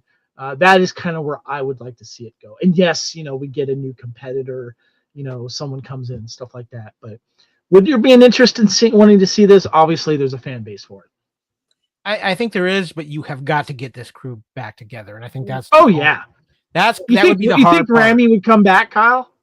I think Rami possibly could, but I mean, it's just the budget that you would need for this now at this point because of where they all are would be so astronomical, and I think you would have to wait until Fast and Furious was done. I truly do. Anything that they do with this is going to have to be for the love of the franchise. They're, with Dominic Cooper and Rami Malek, like the number. Look at Dakota. I mean, like there's no Yeah, you're right. The budget would be insane. They're going to have to do this for the love of the film. I think too that I don't want to. They shouldn't call it Need for Speed 2. I think they should call it Need for Speed with something else in the title, just so that for new people that don't know about the 2014 film can go, oh, this looks like a fun race film. I'm kind of bored with the Fast and Furious fatigue franchise. Let me see this. And then they go, oh, it's actually a sequel. That would be my thought.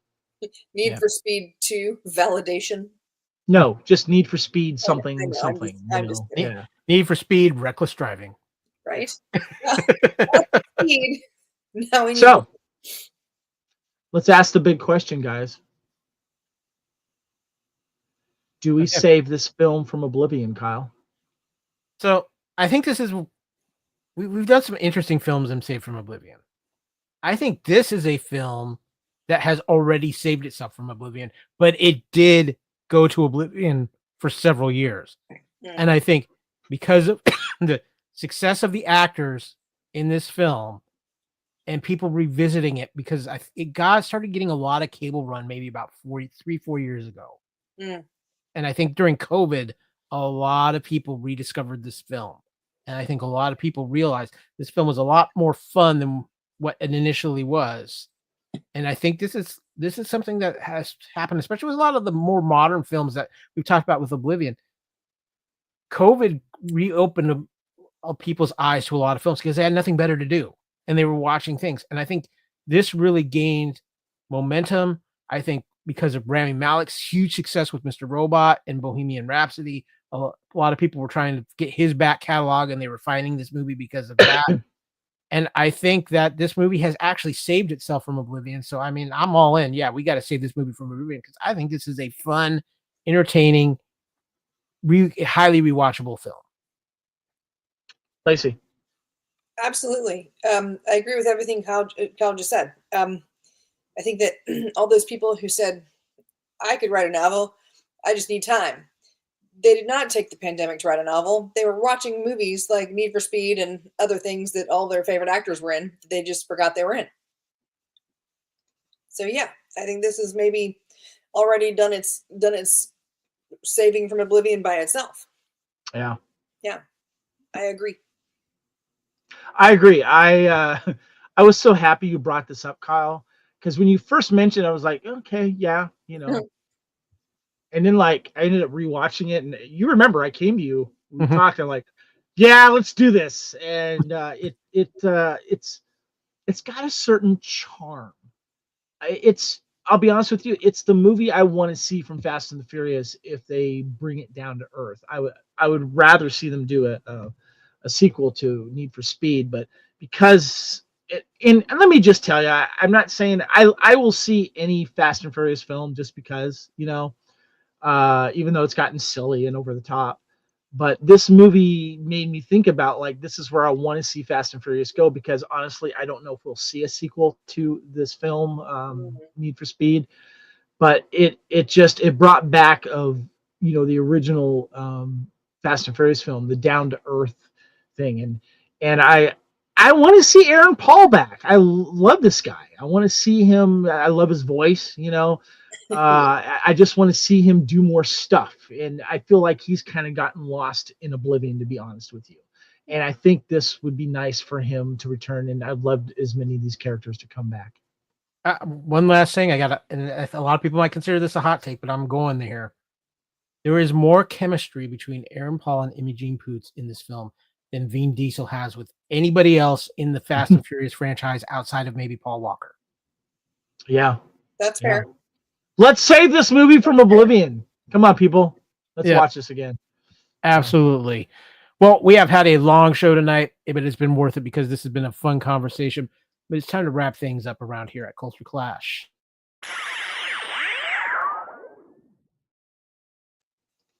We have been covering from Fandom Oblivion, Save Need for Speed, but we have had a great time doing this, and there's all kinds of great things we've talked about tonight.